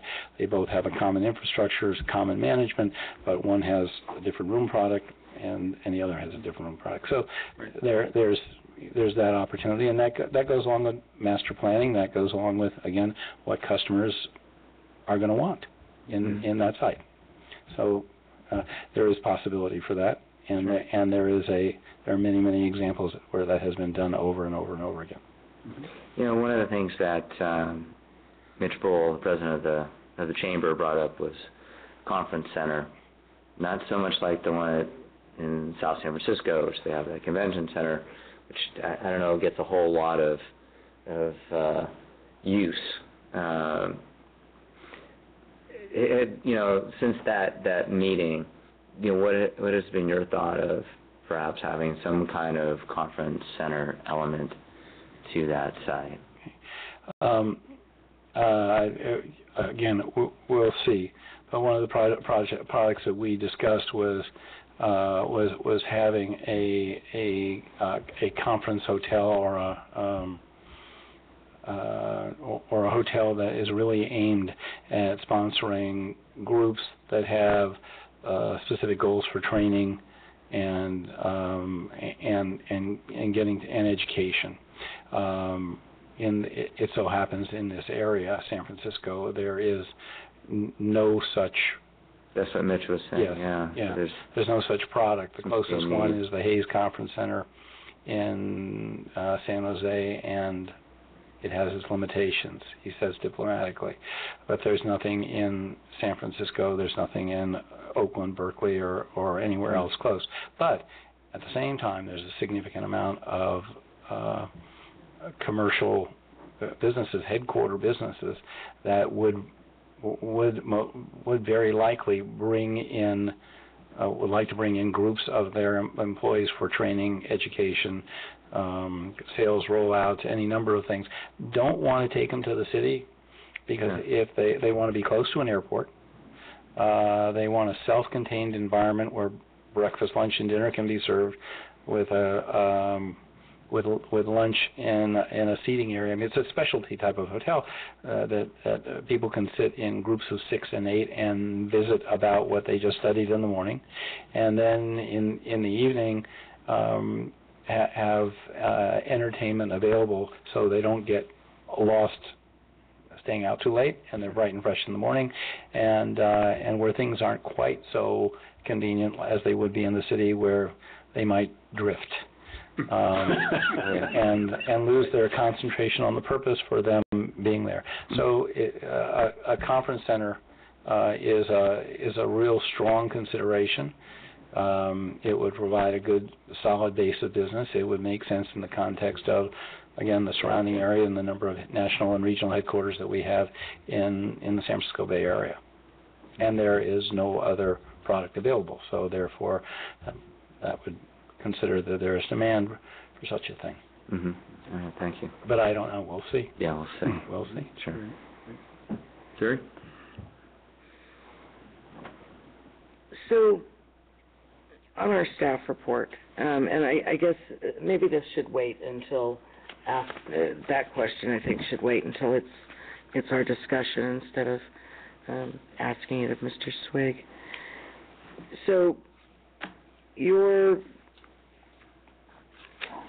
research or presentation on this would be, I've seen it here for 5 years of operation as your scope of profitability. Yes. Or your basis for deciding if something's profitable. Providing you projections for a 5-year with a 5-year look. Okay. Is that something that hotels would expect to get a return on their investment in that 5 years, or why would that particular figure be your basis? It's, I don't know about your crystal ball, but mine's permanently in the shop, cracked. So it's hard to look into the future. To look out at next year or the year after and up into 5 years, there are some things that are metrics you can look at. For example, we know what the convention calendar is in San Francisco.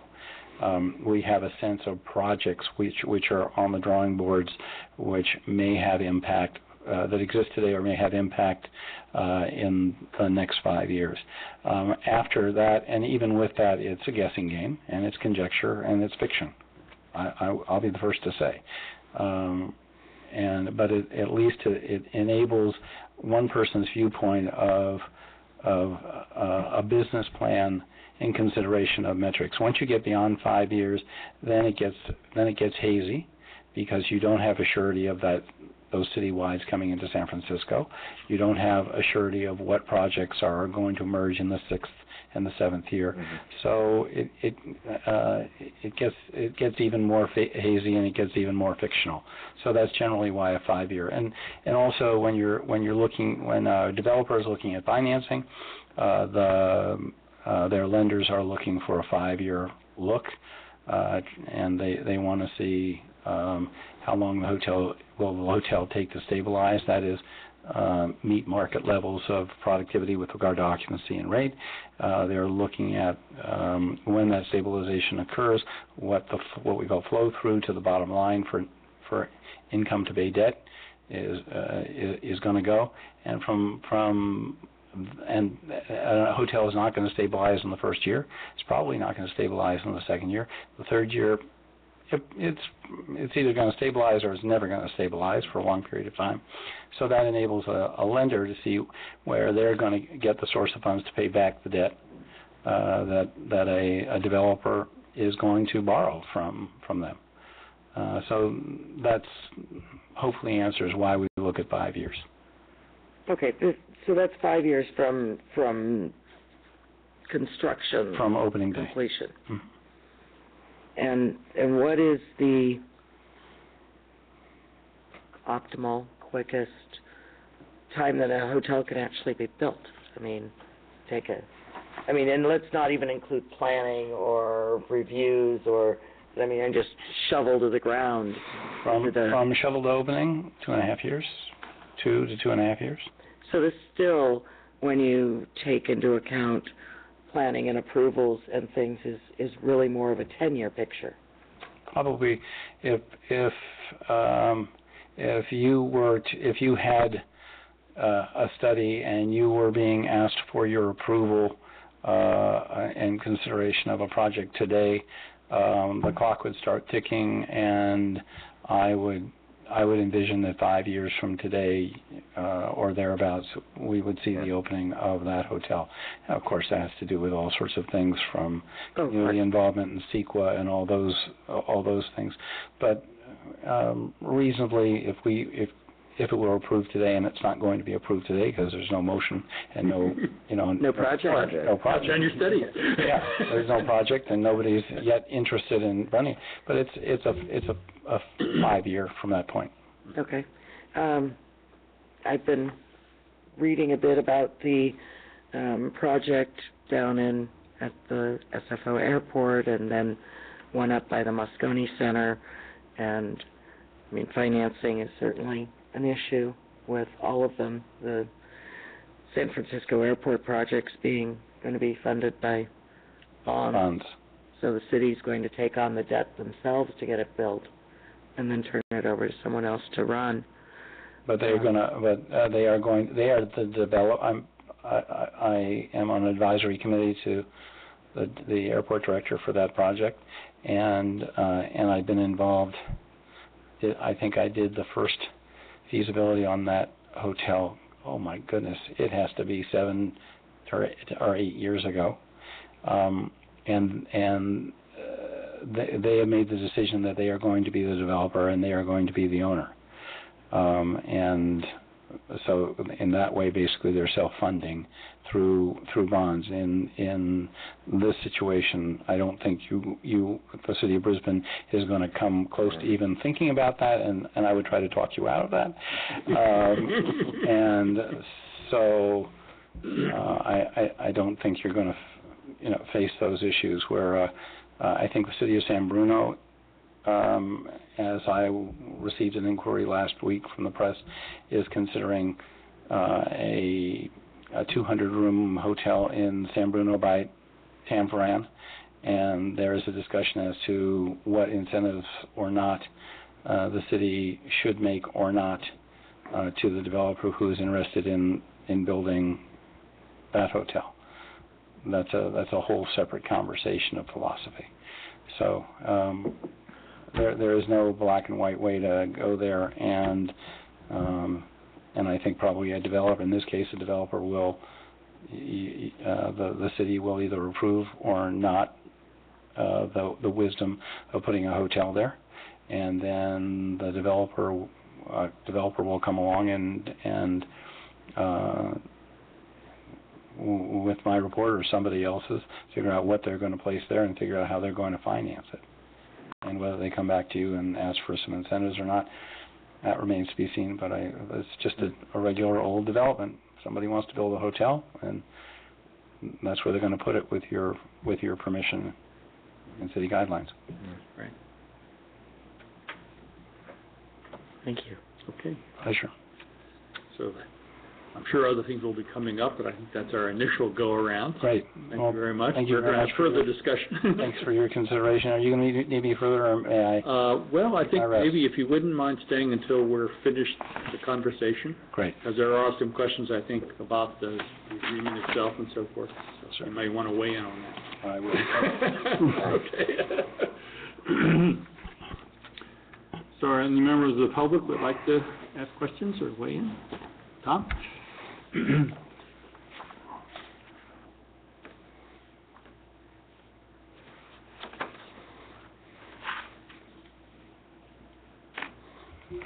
Good evening, Mayor, council members. My first reaction to this was, why are we spending money to tell us something we already know? Now, I'm a man of many talents, but being a psychic is one of them.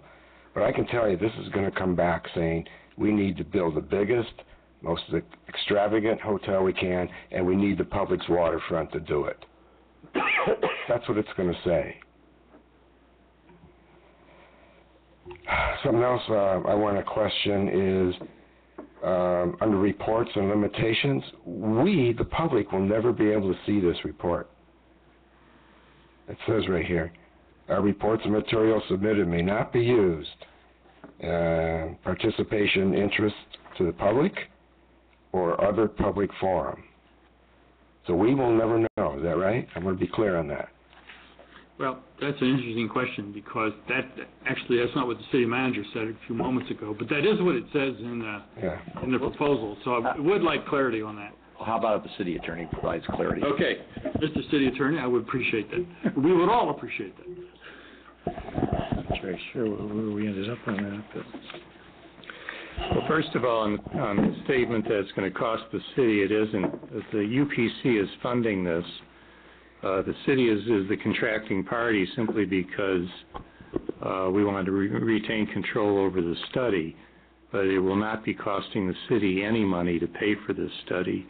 And again, it's an exploratory study. At some point it may become a public document, but like any other preliminary planning thing, initially it is a feasibility thing that the city is looking at. So I can't say it would remain a private document, because at some point, as Clay indicated, it will become a public matter, but what we're doing now is just looking at feasibility, and these are preliminary investigations.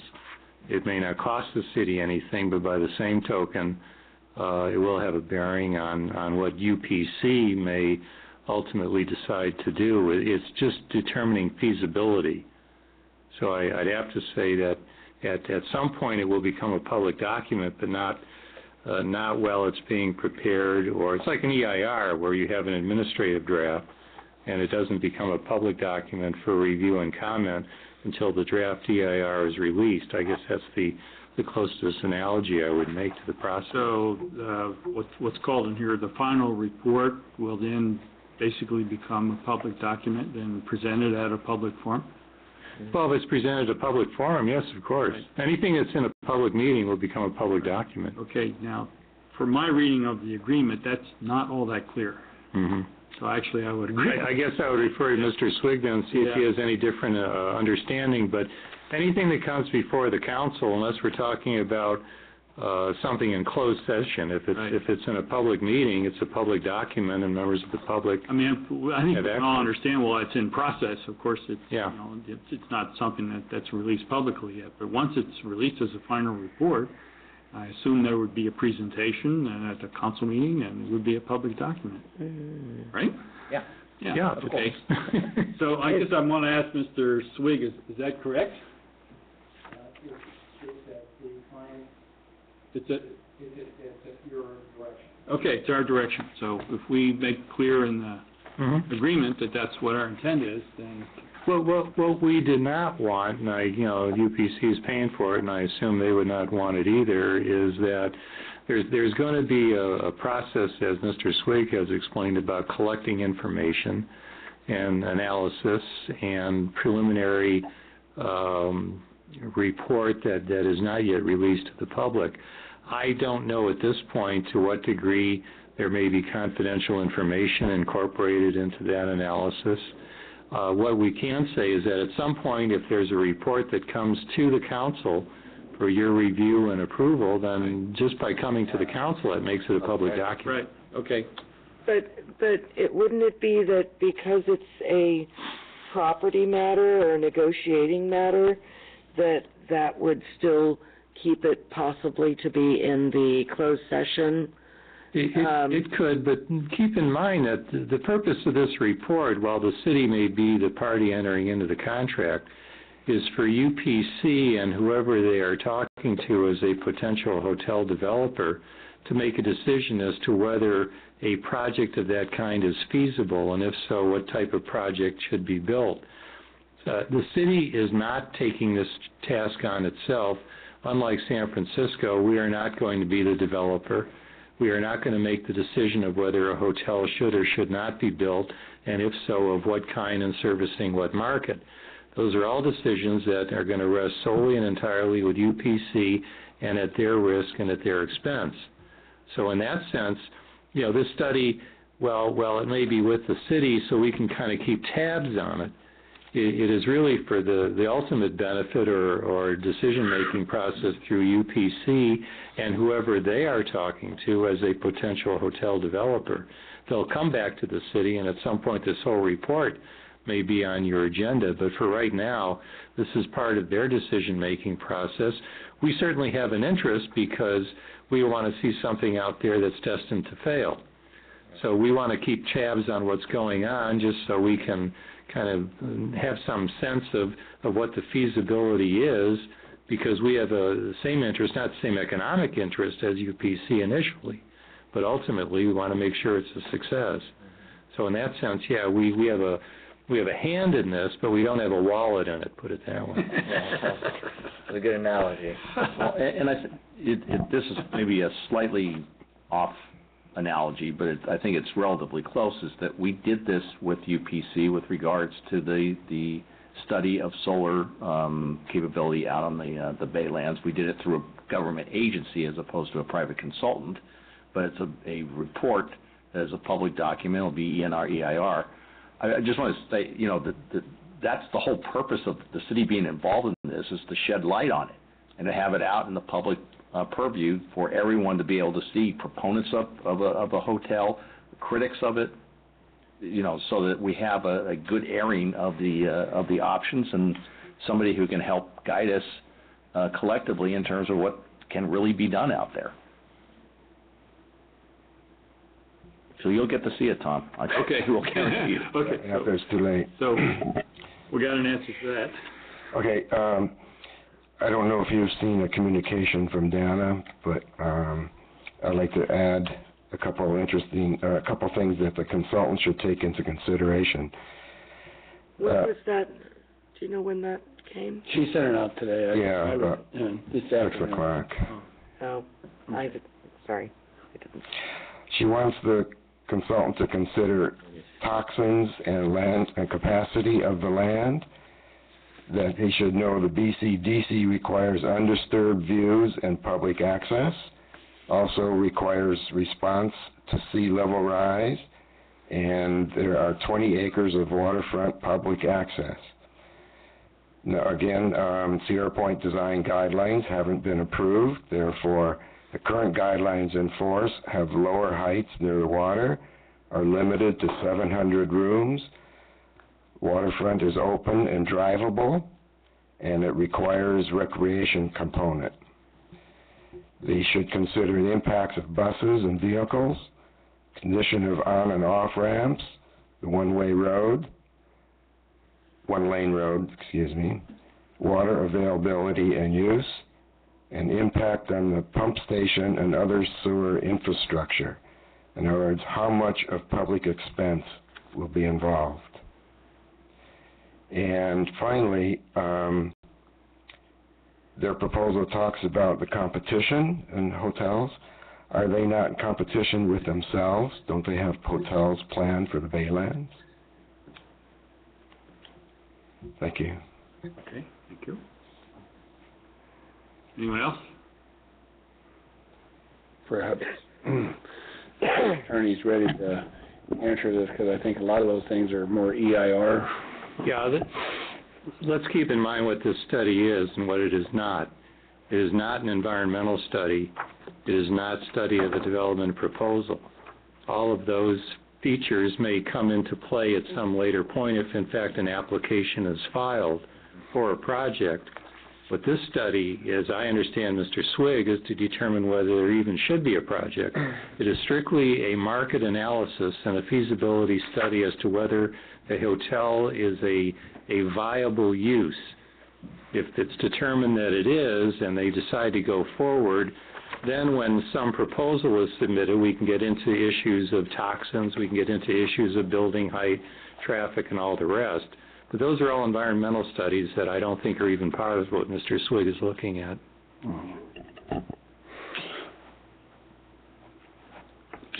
You know, this is actually being driven out of the Economic Development Subcommittee, not from UPC. So, I mean, just to be clear on it, that this is something we've been discussing for a while, and UPC has agreed that they would reimburse the city on this. So,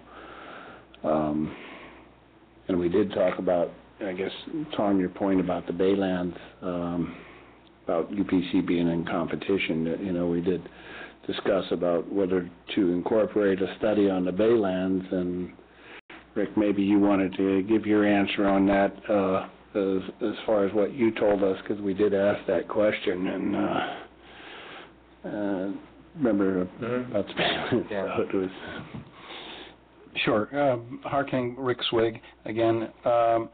Harkening back to what I said with regard to the 5 million square foot building and the 500,000 square foot building, I think the Baylands can't be determined until you understand what the master plan is, what the mix of buildings are going to be there.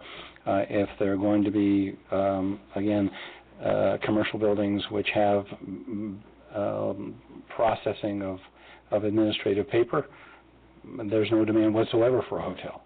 If they are a bunch of regional R&D facilities which require a lot of outside help and therefore overnight stay people, then that creates a completely different protocol and determinant. But I think you're ways away from even considering whether this hotel would be competitive to a Baylands project, because there may not be any justification at all for a Baylands project, and there may not be any justification for this hotel either. I don't know. Yeah, that's right. One of the things I wanted to underscore. This is not a made as instructed case, and once again, I agree with the city attorney. This is a business study, a business case for business feasibility. Has nothing to do with how it's going to sit, where it's going to sit, what it's going to where it's going to have impact to any environment whatsoever. It's strictly a business feasibility to see is there demand, is there a market for a hotel, and therefore, if there is, what should that hotel be? Okay. Pure and simple. All right. Okay. That's clear. Thank you. And you know, I mean, what we talked about on the Economic Development Subcommittee too, I mean, what kind of drives us, we're looking at, you know, how we can stabilize our base and what's, you know, from Brisbane's point of view, what's the most bang for the buck, so to speak, that we can get. And we kind of batted it around, look at, you know, that we're not even looking at the Baylands from a subcommittee point of view. We're looking at Crocker Park, downtown Brisbane, Brisbane itself, and Sierra Point. And then we kind of focus, you know, on each area in Sierra Point, we're focusing on, well, you know, we got 2 approved projects with no suitors as of yet, and we have a hotel site. And, you know, when we ask the money store over there, Stuart, that, you know, from a city perspective, what do cities want? You know, how do we look at from finances? And he goes, well, number one is hotels. It's the least amount of impact, and you get the transferred occupancy tax. I mean, our 2 hotels right now generate what, maybe $1.6 million in transfer. Yeah, 1.5, 1.6. Yeah, and Stuart, maybe you want to expand on that if you want a little bit. You know, how we got here. Because I mean, it's being data driven is what it is, and so this, you know, would be inclusive in our report that's going to be coming out in May or so. The benefit of hotel, in addition to just the transient occupancy tax, is, as you know, as Councilmember Conway said, you know, we have a little over 300 rooms in town. We generate about $1.5 million in TOT, but there's also a property tax that's being driven by those 2 hotels. There's also sales tax generated in the restaurant for the Radisson. So, you know, from a, you know, short of bringing in another company, a VWR, you know, because VWR, as I said, generated about as much sales tax as the Serramonte Mall did. So, you know, you can see the 2 hotels probably generate room tax and property tax similar to a mall in the city. So, you know, from a land use perspective, from a cost of service per individual perspective, you know, that's one of our better land uses. Strictly from a financial perspective, you know, and that's the question you're asking me. Right. So, yeah, I mean, you know, build me a large hotel, and it would help fund the city for a long, long time. But that's not the only issue that I know the city council has to work through. So, yeah, recology. Yeah, another couple of recology would also. Yeah. But I think there's only one recology. Right. Many hotels. Right. Many potential hotels. Many potential hotels. Yeah. Yeah, if I just kind of, you know, chiming in with Clark.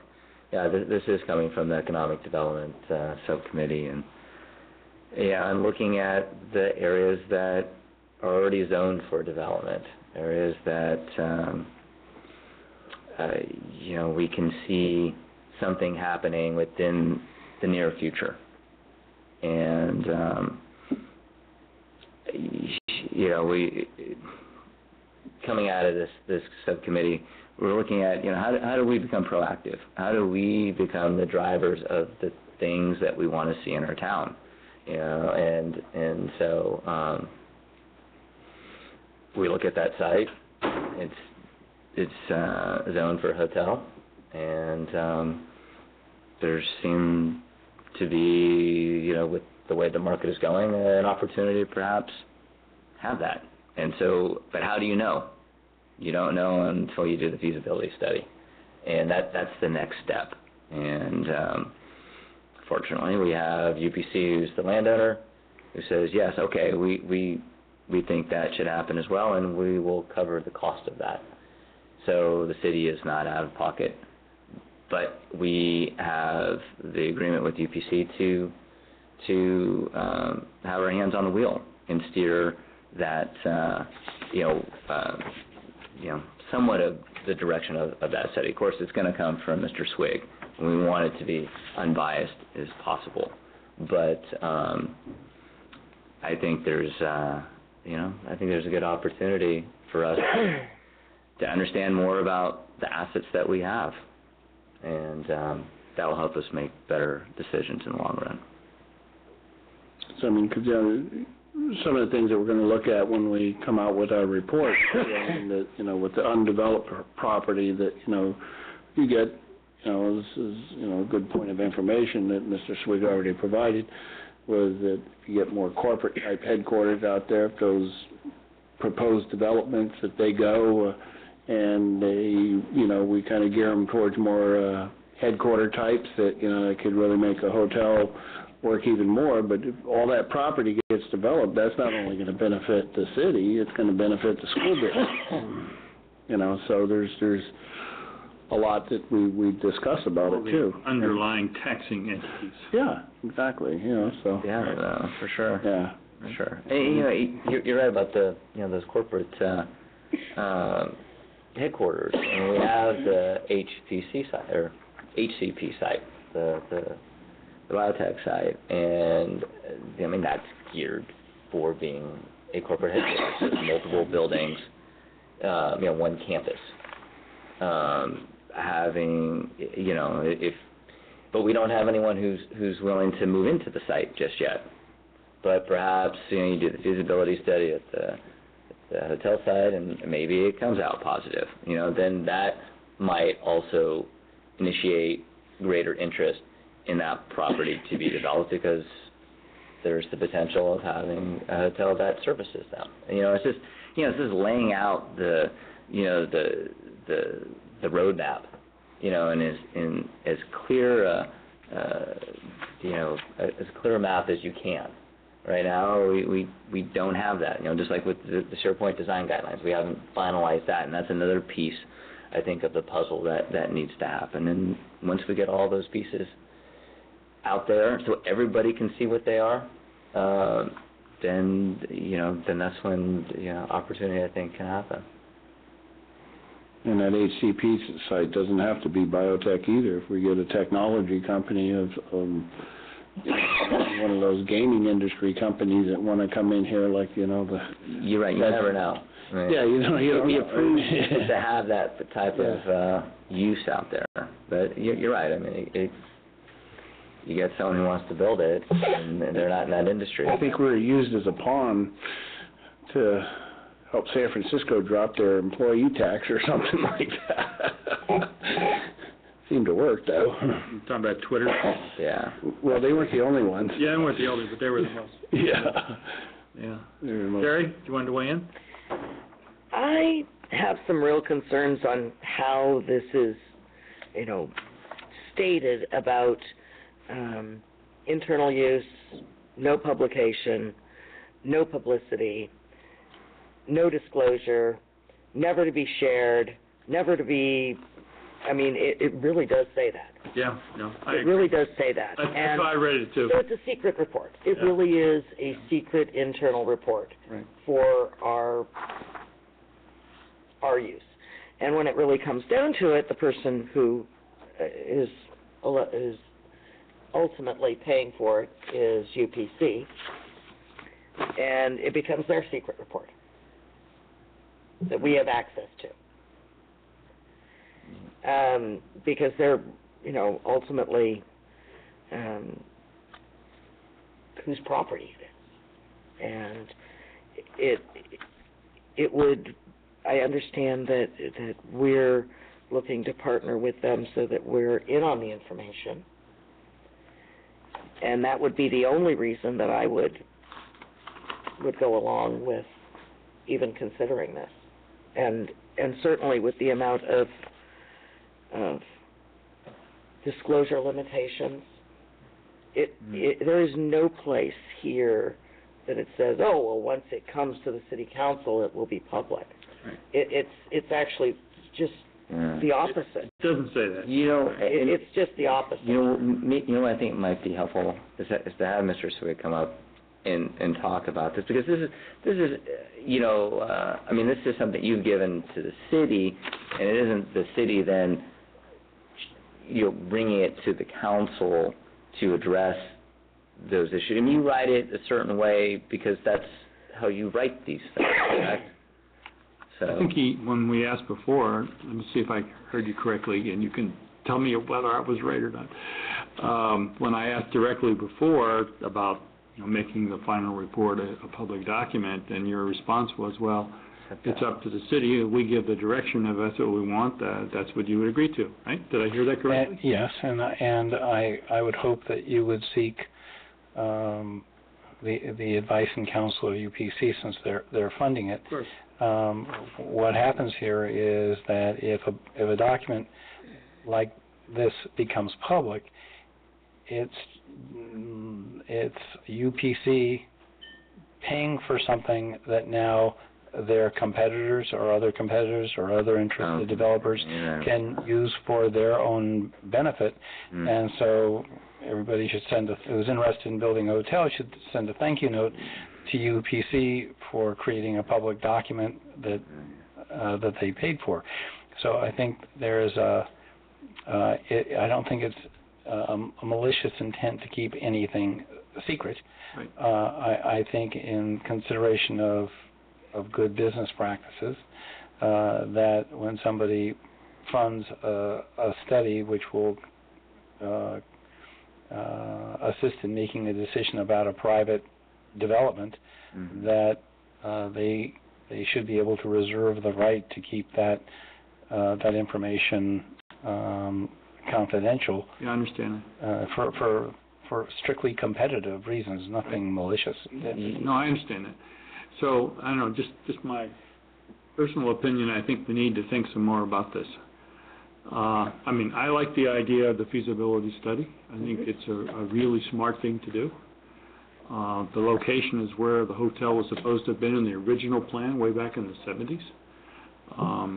So it makes a lot of sense to me to sort of check out, whether the market has moved to the point where, it's a sensible investment. So I have, a lot of support for that. Where I get sort of caught up here as to this issue that you just raised, because on the one hand, we're talking about running through the city, and if it runs through the city, in my mind, it's got to be a public process, and it's got to come out with a public document. If it's run by UPC and it's their study and they're looking at it, and it's a matter of keeping things within their proprietary interest, then it makes sense to keep it there as a private document. But then it's not run through the city; it's run through UPC. Either way, I mean, you could do the study, but if the city's involved, it seems to me it ought to be a more public process, and that has the the downside that you just described. So I don't know whether you all talk about that with UPC or not, but it seems to me that maybe we should talk a little bit more about that before we move ahead. Mr. Mayor, if I can just, that Jonathan and I have had that conversation. He's very enthusiastic about bringing this forward and understands that it's as you've described, Mr. Mayor, if it's under the umbrella of the city, then indeed that's the way it works. And the idea was that we were going to bring this back to a future council meeting and make have the consultant make a presentation of the findings. Okay. Yeah. And, one of the things that Mr. Swig did bring up that I didn't think about before, and we talk about UPC wanting to keep this information from other hotel developers, but there's also we have San Bruno, we have South San Francisco, we have Millbrae, that perhaps maybe want to do hotels, and yes, so now we do this feasibility study, and then they can take that information as well. So I mean, it's just something to think about. I mean, eventually, I hope that the information proves to be something that would benefit the city, and that we'd move forward and of course make that information public, because that's something that we would do, but it's something I think we should think about, because we don't want to put ourselves in a position where we're giving out information that we don't need to as well. So. Yeah, well, I think it's a bit of a dilemma, but you probably are. Yeah. It just seems to me that if we're going to run it through the city, it needs to come out as a public document, and this language needs to be changed to reflect that. Okay, I don't read this language I wouldn't vote for. Okay, well, that's fine. We'll turn it upside down, and I can work with Mr. Swig, and we can redraft it. But I just want to say that,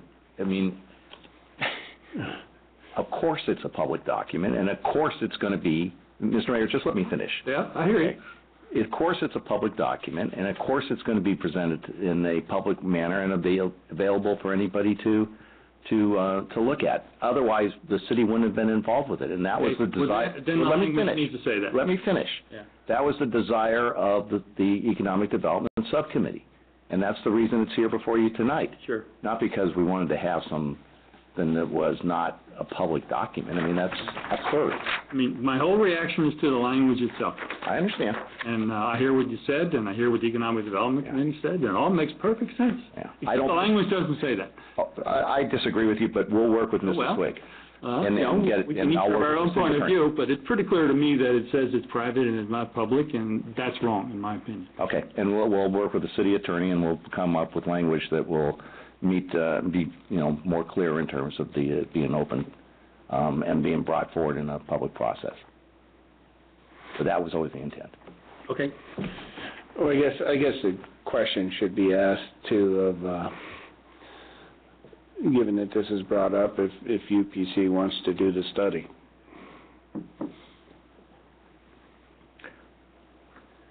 I think we're here tonight. Well, Stephen's here, if he wants to speak that. If they're okay with it. Come on up.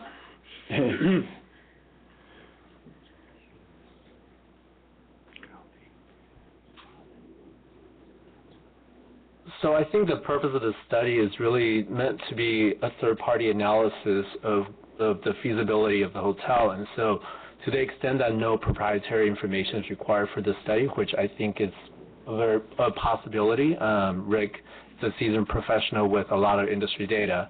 To that extent, I don't think that we would be in disagreement over whether the city should be able to see the study. Now, to the extent that any information from the study, if released, would be to the city's disadvantage, I think that's a consideration. However, I think the study is relying on industry data that is available to anyone out there, as far as I know. I mean, some of it could be, based on Mr. Swig's expertise, but so to that extent, we're okay with obviously the city and members of the public being able to see the study. Okay, great. Thank you. So then just staff will work with Mr. Swig on retooling whatever language you're not comfortable with, and then bring it back at the next meeting. You're comfortable with that, Terry? I would certainly be much more comfortable with it. Now, I'm assuming, since this is sort of the probably standard contract that to keep information proprietary, is there, even if it's an older study that you've done, that we could see, that's based on, just so I could see or get an idea of what a feasibility study encompasses, what kind of information is usually contained in it? Is there some, I'm not sure, I couldn't find anything online that would be, or it might be that because San Francisco's project is a public project, that feasibility study might be online. But I'm just wondering if there's somewhere I could research personally on what this report might entail. I would can look like. supply the city manager with a redacted sample of a study. I have that'd be great. Something that is pure fiction that will give you the substance that you should require. Great, thank you very much. Okay. Okay, so just to be clear, so I'm assuming that the offending language is on the top of page 4 and on the bottom of page 5? Yeah, bottom of page 5, and also, yes, on page 4. Okay. It clearly says our report will be subject to the following limitations, and our report and materials may not be used in any public way or in any public forum. I mean, it's pretty clear to me. I don't know how anybody could read it otherwise. Sorry.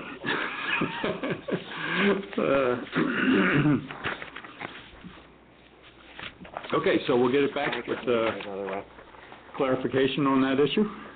Thank you. And I'm sure we'll, it makes a lot of sense to do this. So I appreciate your willingness to do it. So probably next meeting we could bring it back? Yeah, okay. You're free to go, Rick, if you want. He was teasing you. Thank you very Have a good night. Raked over the coals. Wasn't that bad? Should we keep going? Oh, yeah. There isn't one? Don't need a break? Or you want to go? Ready to go? I'm Yeah. good. Okay, let's go for it. All right, staff reports. The only item I had tonight was really a meeting or it was actually a press conference that happened last week by Senator Hill out at the VWR site regarding a bill that he's proposing on reform of enterprise zones. As you recall, he had offered a bill last session that I think was a little bit more in the arena of trying to get rid of enterprise zones. This bill is clearly a reform bill, and specifically not to allow poaching of companies from one part of the state of California to another part of the state of California, and then giving a tax break to that company to do so.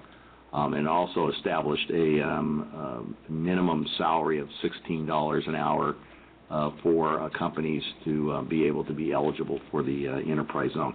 I did talk with the League of California Cities rep this afternoon. It's still on the watch list for the League. However, they are in consultation with Senator Hill's office with the hope of being able to come to an agreement on the bill and then be able to give a thumbs up. Favor, in favor, thumbs up, in favor position on it.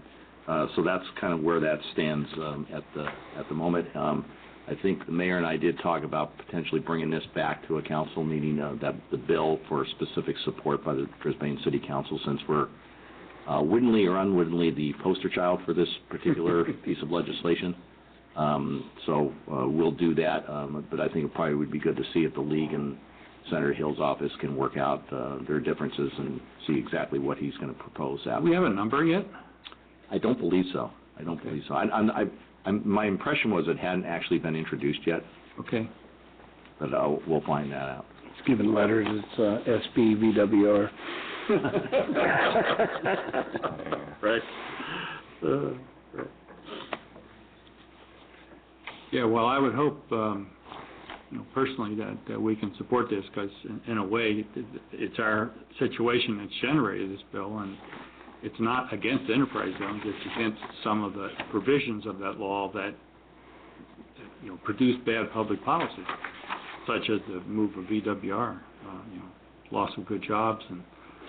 Well, the taxpayers lose all around it. All the way around. In the state of California, the only ones that make out is the corporation and possibly the city and county, San Joaquin County, and maybe the city. Not even sure about that. You're right. I'm not sure about that. Yeah, right. With some of the provisions that they gave up in order to make it happen. So I hope when I come that we have a little resolution that sort of stipulates all those kinds of things. I'm sure they'll prepare one. Wouldn't you think? Yes. Okay. So, and also wanted to mention that Mayor Pro Tem Conway and Councilmember Lentz were also there, and there was quite a contingent of Teamsters were also there. Yeah. I had heard about it after the fact, but I somehow didn't know about it. Was it even on the news? I never saw it on the news. I never found anything. I mean, it was on the radio. I didn't hear it on the radio either, huh? It's on a couple of radio stations, but no TV. No TV. You don't get an email from Hill's office? If I did, I missed it. And that's possible. I could have missed it, but I tried Googling it and couldn't find out. People were saying, what was Clark doing out there?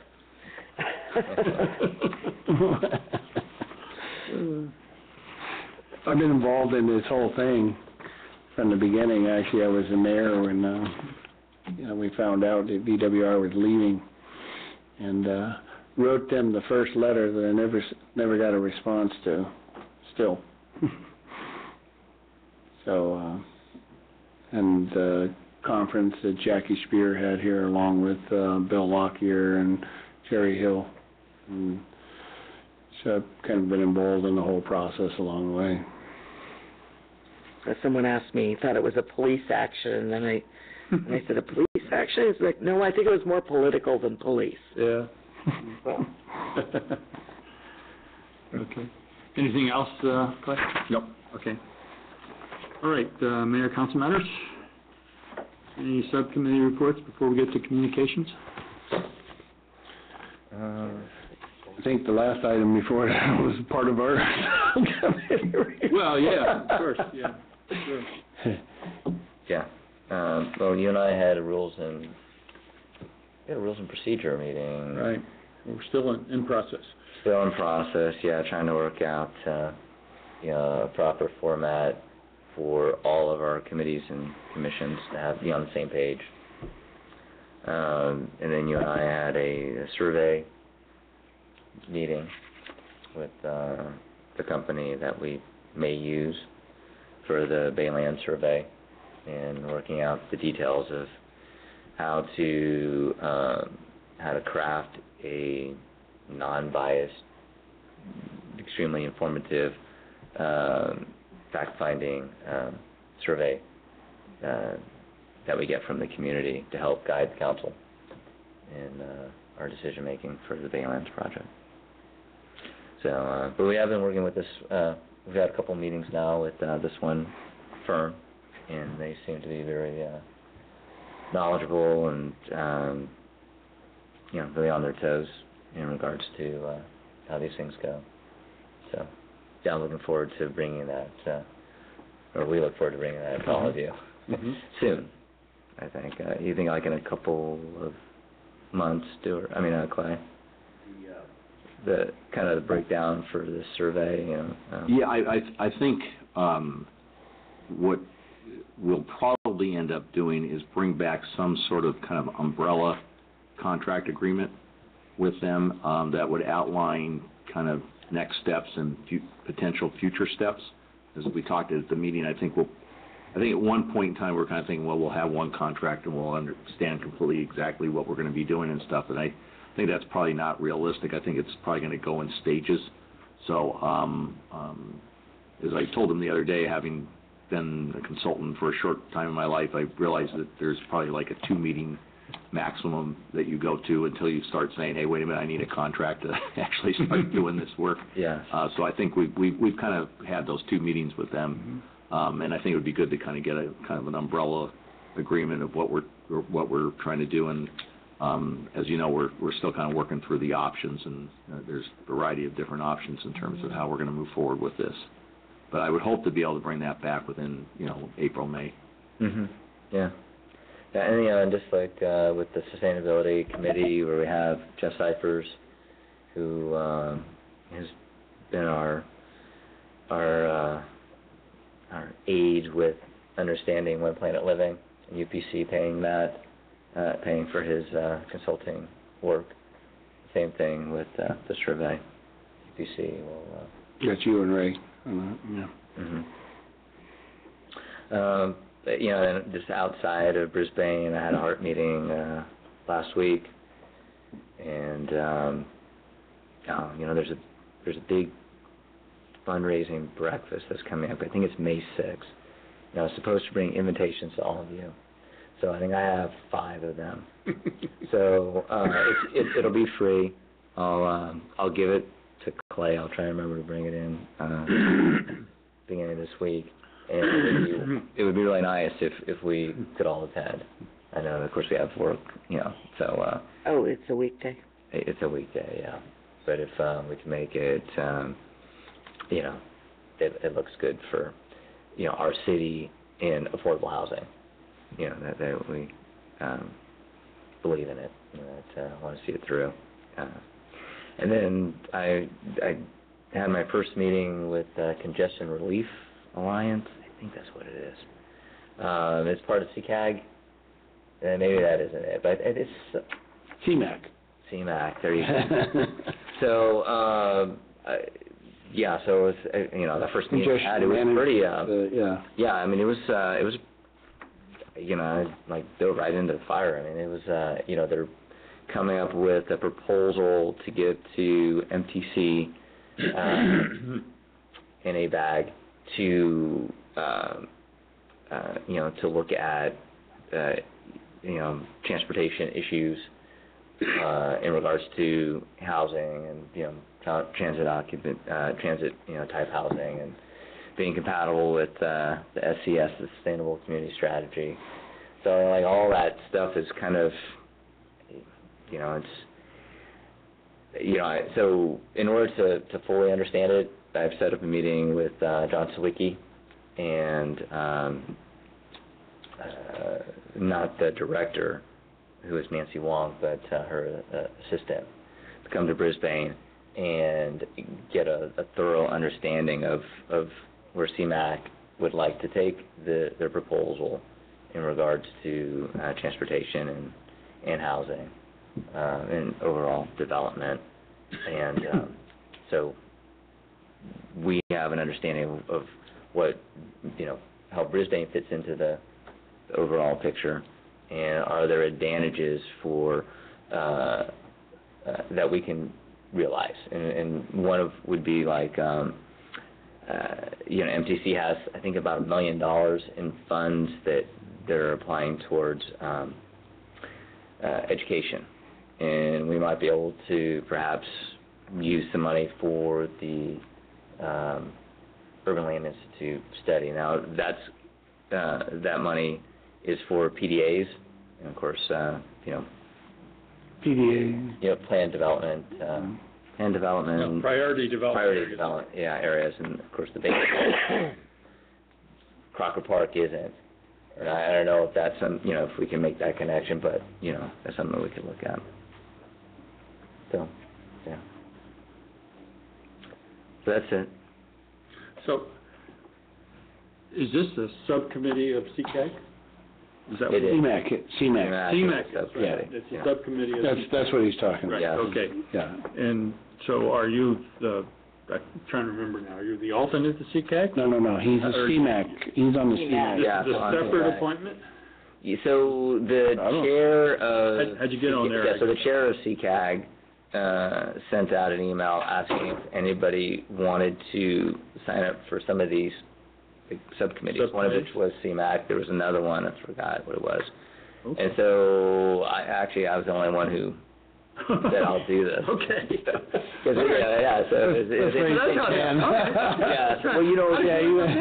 when I did all that research into the MTC position, right, I was like, well, okay, well, I'm not going to waste that.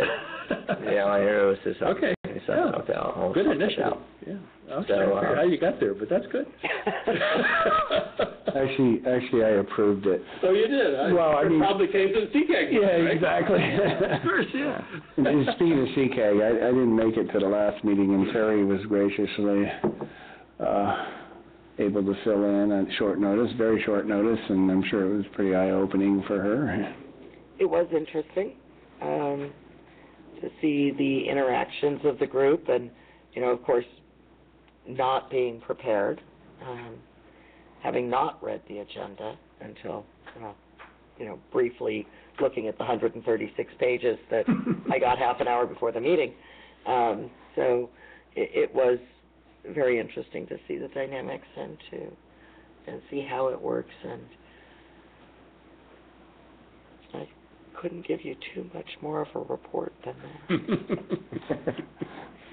And it's I was there. CCAG stands for City and County Association of Governments, which is the County of San Mateo and all 20 cities in San Mateo County. The only one we have is we'll call it Garbage Subcommittee. We talked about splitting our franchise into 3 different zones. And the main thing is carve out the Baylands, and that kind of is futuristic to look at,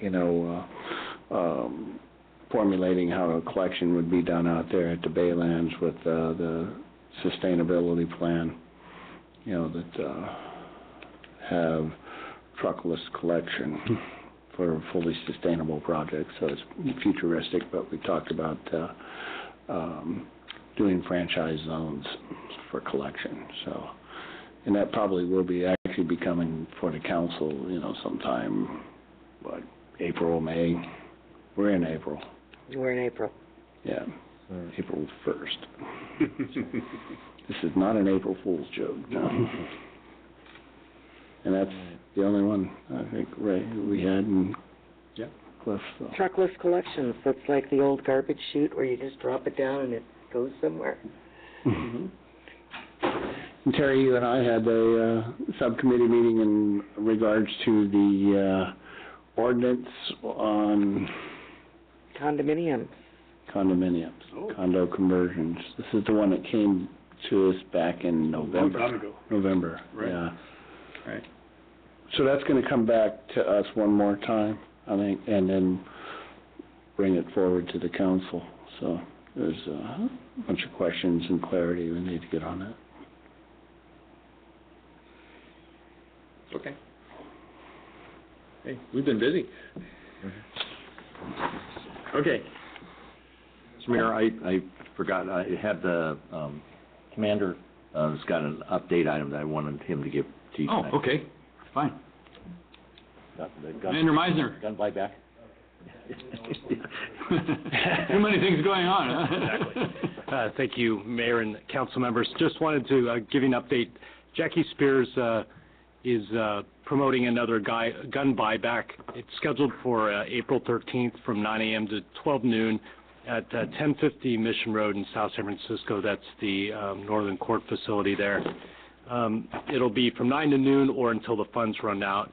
$100 for a handgun rifle or shotgun, $200 for an assault rifle.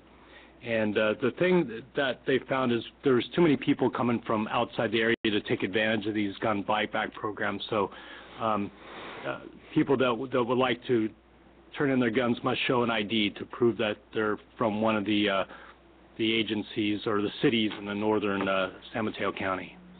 So anybody from Brisbane that would like to turn in their guns must show some type of ID that they're from Brisbane. Okay. How much money does it have? $40,000 total, and that came from some asset seizure funds from some different agencies. We're participating by providing some personnel to help run it. Okay. Yeah. And they'll run out of the money. What's that? So they'll run out of the money. That's been the trend. So I'm surprised that you get so many people willing to or wanting to sell a gun for so little. I mean, it seems like so little. Yeah, I haven't had the opportunity to speak to anybody that's participated, but from what I've seen, a lot of the weapons are certainly, worth that or less. But nevertheless, it accomplishes the same goal, and that's getting the guns off the street. No, I agree. I think it's a lofty goal. And get. Well, I'm always curious about the statistics, Commander Meisner, on, the effect of gun buyback is, I'm assuming that most of the people that are selling those guns are honest. Is that a correct assumption, or? You know what I mean, honest, or you don't have any statistics on that, or? Yeah, that brings up a huge debate or discussion regarding any issue of gun control. Who are they targeting and who's really benefiting from it? But the philosophy, I think, is still sound that the less guns that are out to even law-abiding citizens, they're not available to be stolen and then ultimately used in a crime later. So I think that's the premise behind this as well, is that if they're not in anybody's hands, they can't be used later in a later crime. Because it's the minority that creates the whole bad thing to me. I mean, that 1% or whatever it is of folks that are criminally minded that will use a gun in something, whether it be an assault, a robbery, a murder, or whatever, type of crime. I don't know what it was called, Class 1 crimes or Class 3. I'm not sure what the class is, but it make it tougher on the honest people who, follow the law. So it just, I've been following Congress on this, and I get it, and I know we have a letter of support here, but it's like, it's those folks that are criminally minded that are gonna do things with these, and, you know... But accidents can happen in the home even with a that's law-abiding true, too. That's true, too. I mean, but, you know, just like, you know, statistics and data, you know, because usually you hear about front page stuff, and then, you know, more people die probably in car wrecks and, you know, being shot or whatever, you know. I mean, it's just that, I guess that's more shocking. Unless you're an African-American male. Yeah. I don't know what the statistics are yet. You must That's have listened to NPR the other day. That's right, I did. I did too.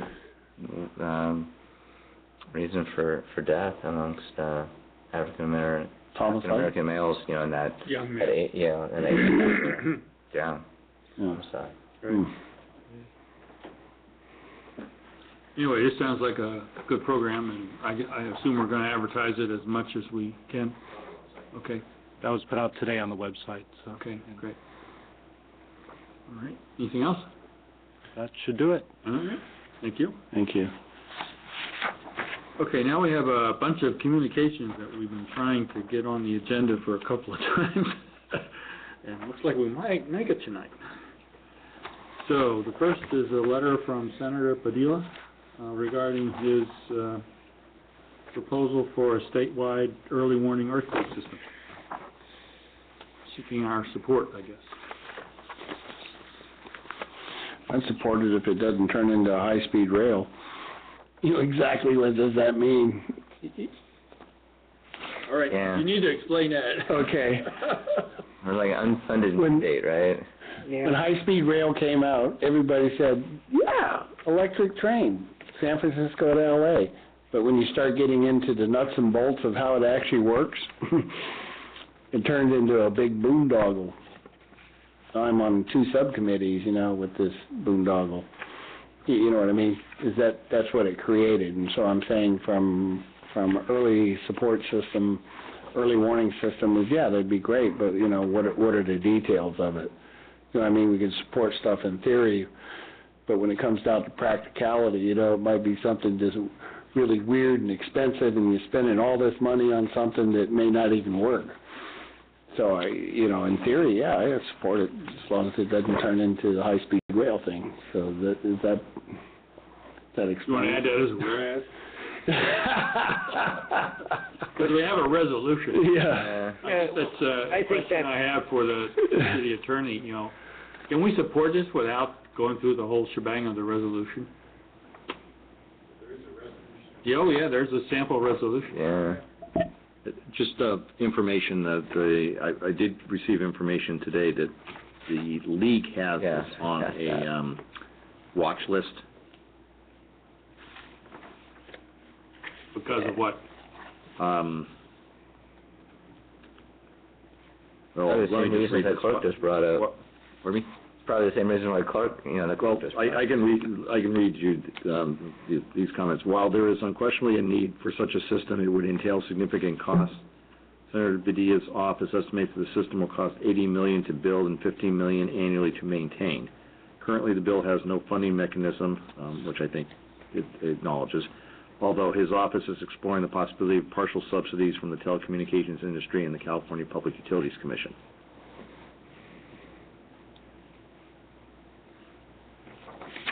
You know, before I think we get behind something like this, I'd rather have the league investigate a little bit more and chime in on whether to support it. Because there's stuff that, you know, we don't have the staff that can do the research and thoroughly understand it. You're going to have to rely on somebody else to help provide that information.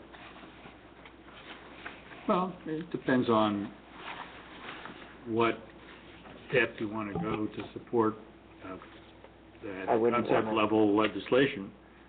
And if you want to, that's why I was asking if we could, you know, just support it with a letter. General conceptual support rather than do the resolution and everything, because, you know, conceptually seems like a nice idea.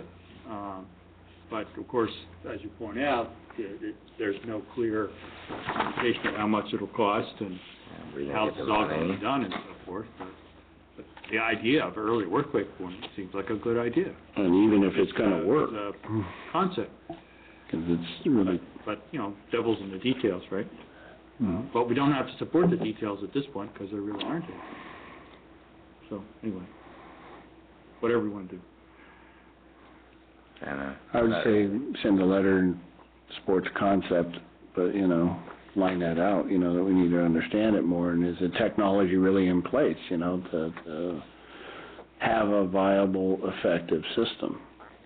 Because, you don't want to be buying something that, it's a work in progress. Well, I think a do-nothing stance is sort of that same result. You're not sending a letter? Yeah. I'm not in favor of sending a letter right now. Not particularly. I mean, I think I would certainly want to know more before I supported it. That's Sounds like we're kind of all there then. I mean, that's why the whole resolution thing kind of... Well, I think that was his blurb that he's sending it on to help us. Yeah, well, it's a model resolution. Which strikes me as he's trying to get support, too. Yeah, of course. I got all these cities. So you want to hold off on this? Yeah. Yes. That's what I hear. Okay. Yes. All right. Move on. Okay, so the letter from ABAG and MPC regarding the planned Bay Area, and I guess we have several things, and I guess what I'd like to ask the city manager to give a sense of where this is at in terms of the city's involvement. Is our planning department involved in this, or because there are a whole bunch of public hearings coming up, and have you given any thought as to how we're going to be involved, if so? Well, I do know that John Swicky is following this and has been attending meetings, and I believe he just told me a couple of days ago that he was going to be attending something fairly soon with regards to this. I can certainly get you more information with regards to that. This meeting that's being held here, I think, is meant to be the public meeting with regard to this planning process. Well, the April 11th meeting, I have this other brochure, which I think you've seen. The April 11th meeting actually is the CCAG meeting, as I read this. It says here, Thursday, that's your meeting, right? Yeah. And then there's a whole bunch of, public hearings, and this is on the plan itself. And the one for San Mateo County actually is on Monday, April 29th at the Crown Plaza Hotel in Foster City. And then there's additional meetings on the EIR, because it also has an EIR. So, I mean, it's a big deal, and I remember we wrote a response to the initial proposal, a year or more ago. Right. And I don't know, is John Sawicki reading this? Is the Planning Commission looking at it, or would it make any sense for us to comment? I guess it would be helpful to have a little guidance. Okay. Well, let me talk with John. He's actually out of the office this week, but I'll reach him via email and let you know kind of where he thinks we're at in terms of following this issue. I do know he's been attending meetings and participating. Because the close of comments is Thursday, May 16th. Right. So, we have a little time, but on the other hand, it's probably a pretty massive document. So. Yeah, he and I did talk at one point about bringing it back to the council for, with regards to whatever we would be commenting on. So that I know is in his thought process, but let me get you more detail on it. Okay. Yeah, you know what, Ray, I'm gonna, Sherry, the packet that I had from the CMAC meeting, can you forward it to all the council members? Because a lot of it is tied to this Bay Area plan, or Plan Bay Area. Yeah, right. And a lot of that information that you're asking for right now is in that document, because they're discussing those exact same things and making their recommendations to to CCAG and ABAG and NTC. Right. So, yeah, I think it'd be helpful. You guys got it. Okay. More information to read. Right. Because we probably want to weigh in, especially if it says something that we're concerned about. But we can, do it next time, and we have, or the time after, but we need some kind of a guidance, if you all would be helpful in providing that. Yeah. Mm-hmm. Okay. And Clark, you can report, what happens at CCAG, right? If I don't call Terry at the 11th o'clock hour. Terry! I'm going to read this 500-page plan for tonight. Okay, so we have another letter from Jobs for Youth. And as I'm sure you saw, the table of the number of people who youth have applied and the placements and so forth. But they also asked for a contribution, right? $500. Right. So I guess the question is, have we done that before? Have we budgeted for this? What's the recommendation? Well, the decision is obviously the council's. We have historically budgeted for this, and it's in our central service budget. Okay. And normally with these things, we bring them forward in kind of one budget for the council during the budget consideration, and then the council gives us authority or non-authority to on the different items, and then we pay them as the bill comes through during the year.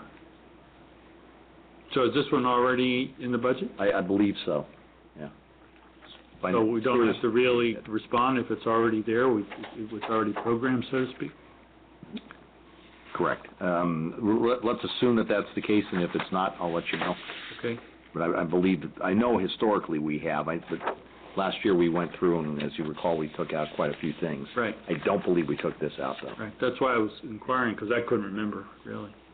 Well, can I comment on this, Ray? Because this is really mainly focused, I think, it's summer. Summer jobs for youth, and even though it's not just summer. 'Cause I remember first time I was mayor back in 96, 97, I wanted to have a jobs for youth, summer jobs for youth program in Brisbane specifically. And so we had Fred Smith run it, and I think this predates you, Clay, of course. So we hired 6 kids from actually Brisbane, and they were able to find the guy up there that was doing some restoration on Samborough Mountain. They worked a summer job. It was like herding cats. I mean, even though some of the kids probably really benefited from it, but it was, very intense program internally. And so, I mean, from a small city's perspective, it wasn't really successful from a management standpoint, even though it did employ these kids for about 2.5 months, But it was really tough on the guy who was doing the restoration. It wasn't really, he was into restoring the mountain, stuff like that, not into managing teenagers, And so it was kind of a contrast thing. And this program here, I think, is set up to, really deal with that. Well, it's more organized and stuff, and for $500, it's well worth it. And even though, some kids some years don't get jobs, but I think it's a worthwhile program because as a whole, it does get kids employed. It's a way of helping that happen, and that makes a big difference in some of the young people's lives of giving them some responsibility of working. Some of them don't know what work is, and they learn how to work with others and other people and how to report to figures of authority. Instead of just going through life meandering down and not knowing what's going on. Okay. So I think it's I think it's a good program. A well-spent $500. I will say that their math's off a little. Yeah, 3%. We got 2 Yeah, 6. I saw that too. So we just checked the budget. We actually have this budgeted, but only at the $300 level. So if you want to give us authority to go ahead and pay the $500, we can do that. I would make that motion. Is there a second? I'll second. Okay. All in favor, please say aye. Aye. Aye. Opposed? Okay.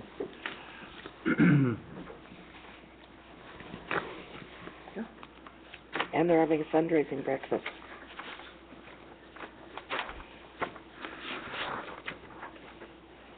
So I wanted, on this next one, a letter from the San Mateo County Mayor's Committee for Employment of People with Disabilities.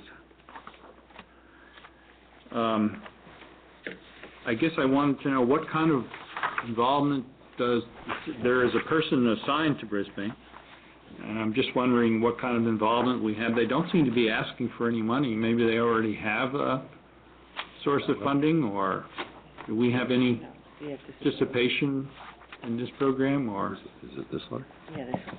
Okay. I don't know. Just kind of find out what's the story.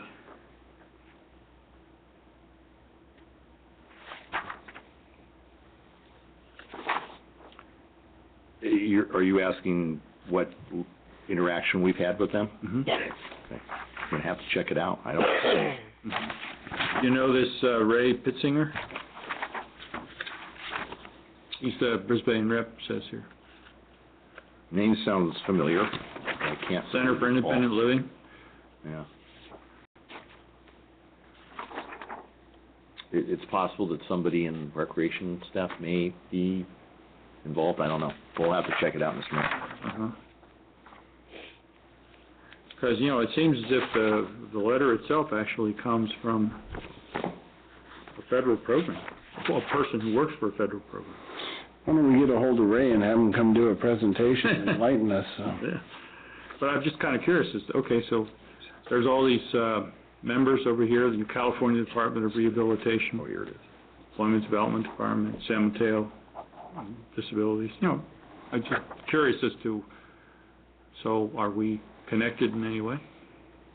We'll find out. Okay. It's specifically termed Mayor's Committee for Employment of People with Disabilities. Disabilities, right. And I don't know if this is new or what, because this is, I've really heard of. Yeah, I don't recall seeing it last year.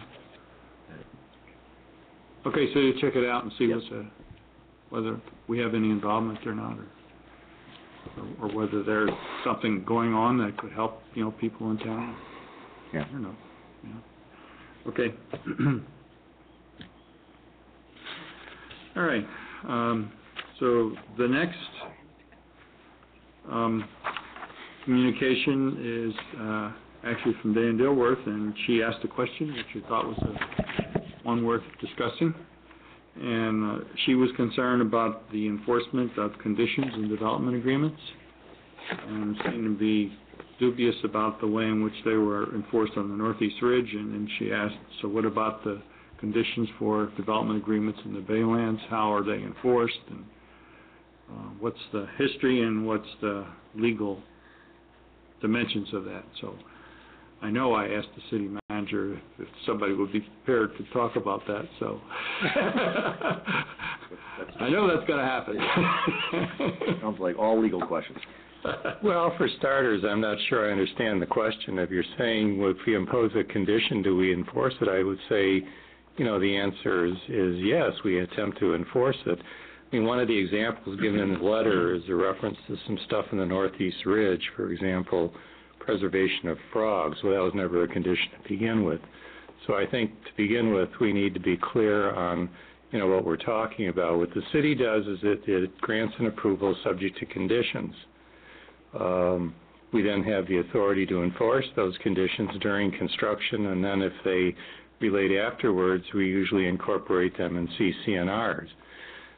True, our enforcement is usually in response to a complaint. We don't have the staff or the resources to go running around and trying to verify whether every condition has been satisfied, but usually there's someone out there who will complain and the city will investigate that. So I'm not quite sure what is meant by, you know, what are the enforcement mechanisms. The enforcement mechanisms are the mechanisms we always use, and that would be through subdivision improvement agreements, through development agreements, through CC&Rs, which contain provisions that the city has the authority to enforce, and we have in fact done that.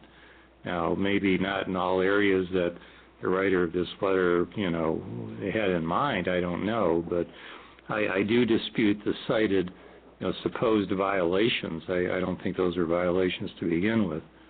So I'm just not quite sure what action she has in mind that the city should be doing. The documents we execute with the developer and the development approvals do have conditions and do have enforcement mechanisms in there. So the issue is not whether we have the mechanisms. The issue may be a disagreement over the extent to which we are utilizing them, or whether we've responded in sufficient fashion to what the writer perceives to be a violation.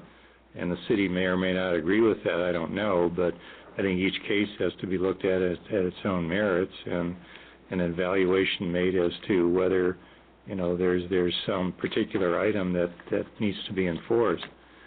And again, if the council has some particular instances in mind, that's fine. But I think it's always been the case in Brisbane that code enforcement, condition enforcement, things of that nature are usually in response to some complaint that a violation has occurred. The exception I would make is during construction, because that is the time when we are on the site, engineering or planning staff are out there doing inspections. We don't accept improvements, particularly if they're going to be owned by the city, until they've demonstrated they've been constructed in accordance with all plans and specifications. So there are inspections and there are approvals that are granted while projects are being built. And again, people may disagree over whether there's compliance with conditions. That's usually kind of an engineering or a construction judgment. But once the project is finished and there are CC&Rs in place, we primarily rely on the Homeowners Association, which is the primary organization responsible for enforcing those conditions and requirements. So I'm not quite sure how to respond to this, because I'm not sure what the question is, put it that way. If I may, through the chair, we've gotten quite a few weekly reports from Clay, that have come from Randy in regards to some of the grading issues with the Northeast Ridge, and so there have been times when they've had to halt construction until they did what they were supposed to do, and there have been some delays for quite a few weeks, right? Yeah. Months. So, there are conditions that are, that are in place and that need to be abided by, but, we do our best. If there's some improvement being constructed that will eventually be owned by the city, we would inspect it while it's being constructed. We will make sure it's completed in accordance with the plans and specifications. And in the case of certain improvements, such as streets and things of that nature, we don't accept ownership until there's been a year gone by during the warranty period, and we satisfied ourselves that any defects that appeared during that period have been corrected. We also have bonds and other security to make sure the developer does the job that he's required to do under the terms of the subdivision improvement agreement. So we not only have contractual obligations, we have security, either a performance and payment bond or sometimes a letter of credit or certificate of deposit that's pledged as collateral. And there are these enforcement mechanisms, and I think Randy has been, quite diligent and strict in terms of making sure that things are done properly. And there has been sensitive issues with regard to grading, and like you say, he has stopped work on occasion, and sometimes for considerable periods of time, and he's required corrective action to be taken. Mm-hmm. So I guess as a general matter, I would have to dispute the notion that the city is not looking after conditions and enforcing conditions. I think quite the contrary. We've done that, and maybe after a project is all finished and up and operating for a while, we don't have the people to run around and go look for things that may be wrong, but we certainly try to react when something is brought to the city's attention.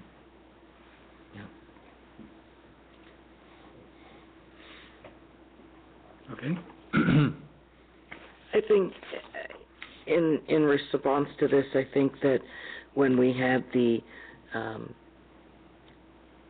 fence that was in violation of the CC&Rs up at the Northeast Ridge, that brought to some attention some of the inadequacies of how we go about enforcing something, and that there was problems with some of our enforcement mechanisms.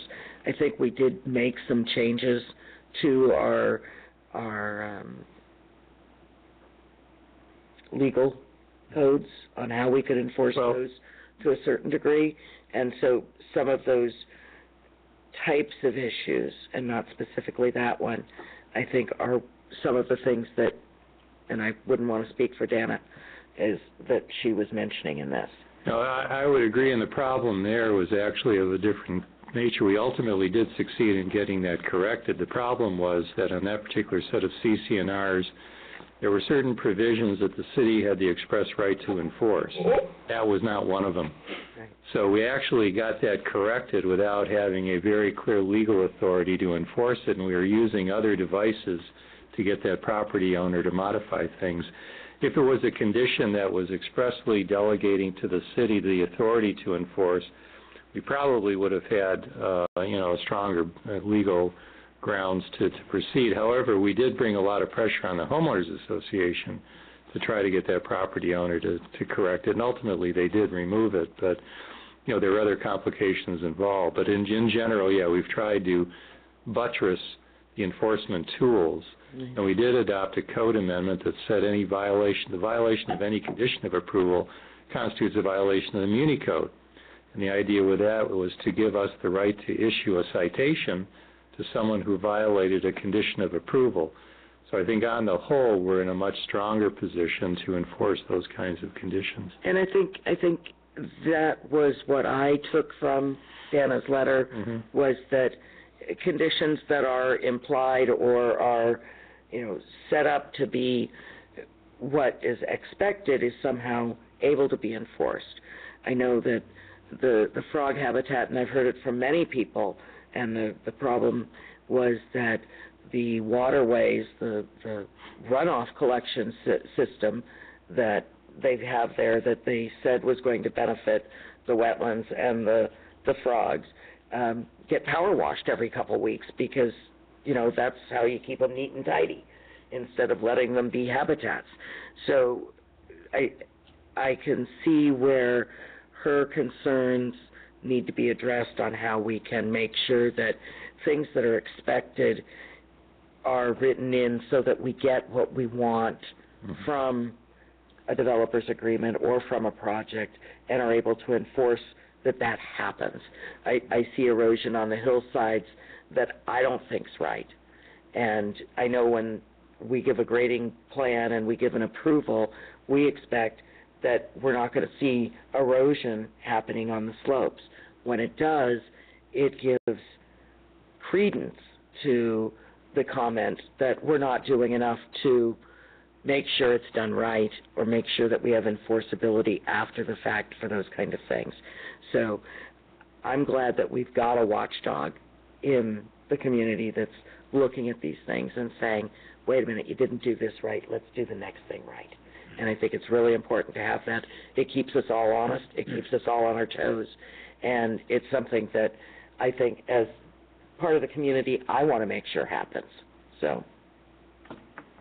Yep, no, for sure. And when you look at the Baylands, we're going to need to have some kind of forever type of monitoring for the contamination that is out there.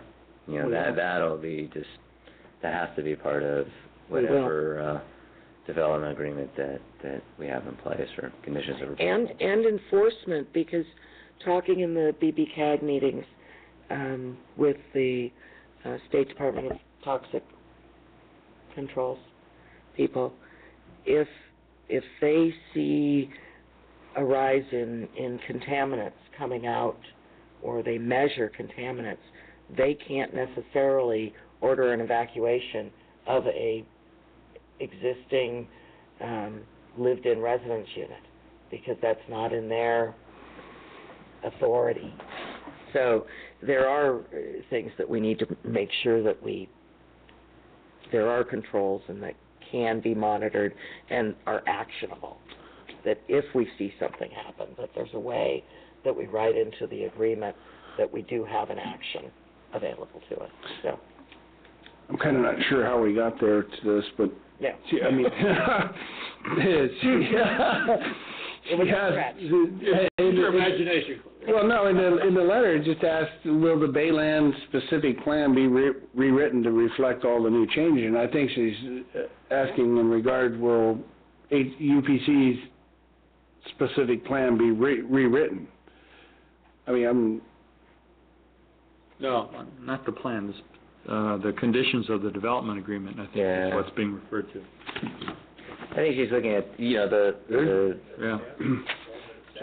Yeah, but that's a long time down the road. I'm sorry, I read something totally different to what's even being talked about. There's a question in here that's, in the third paragraph that's being asked, and the other stuff is just a comment on, the future of stuff. And so the question was,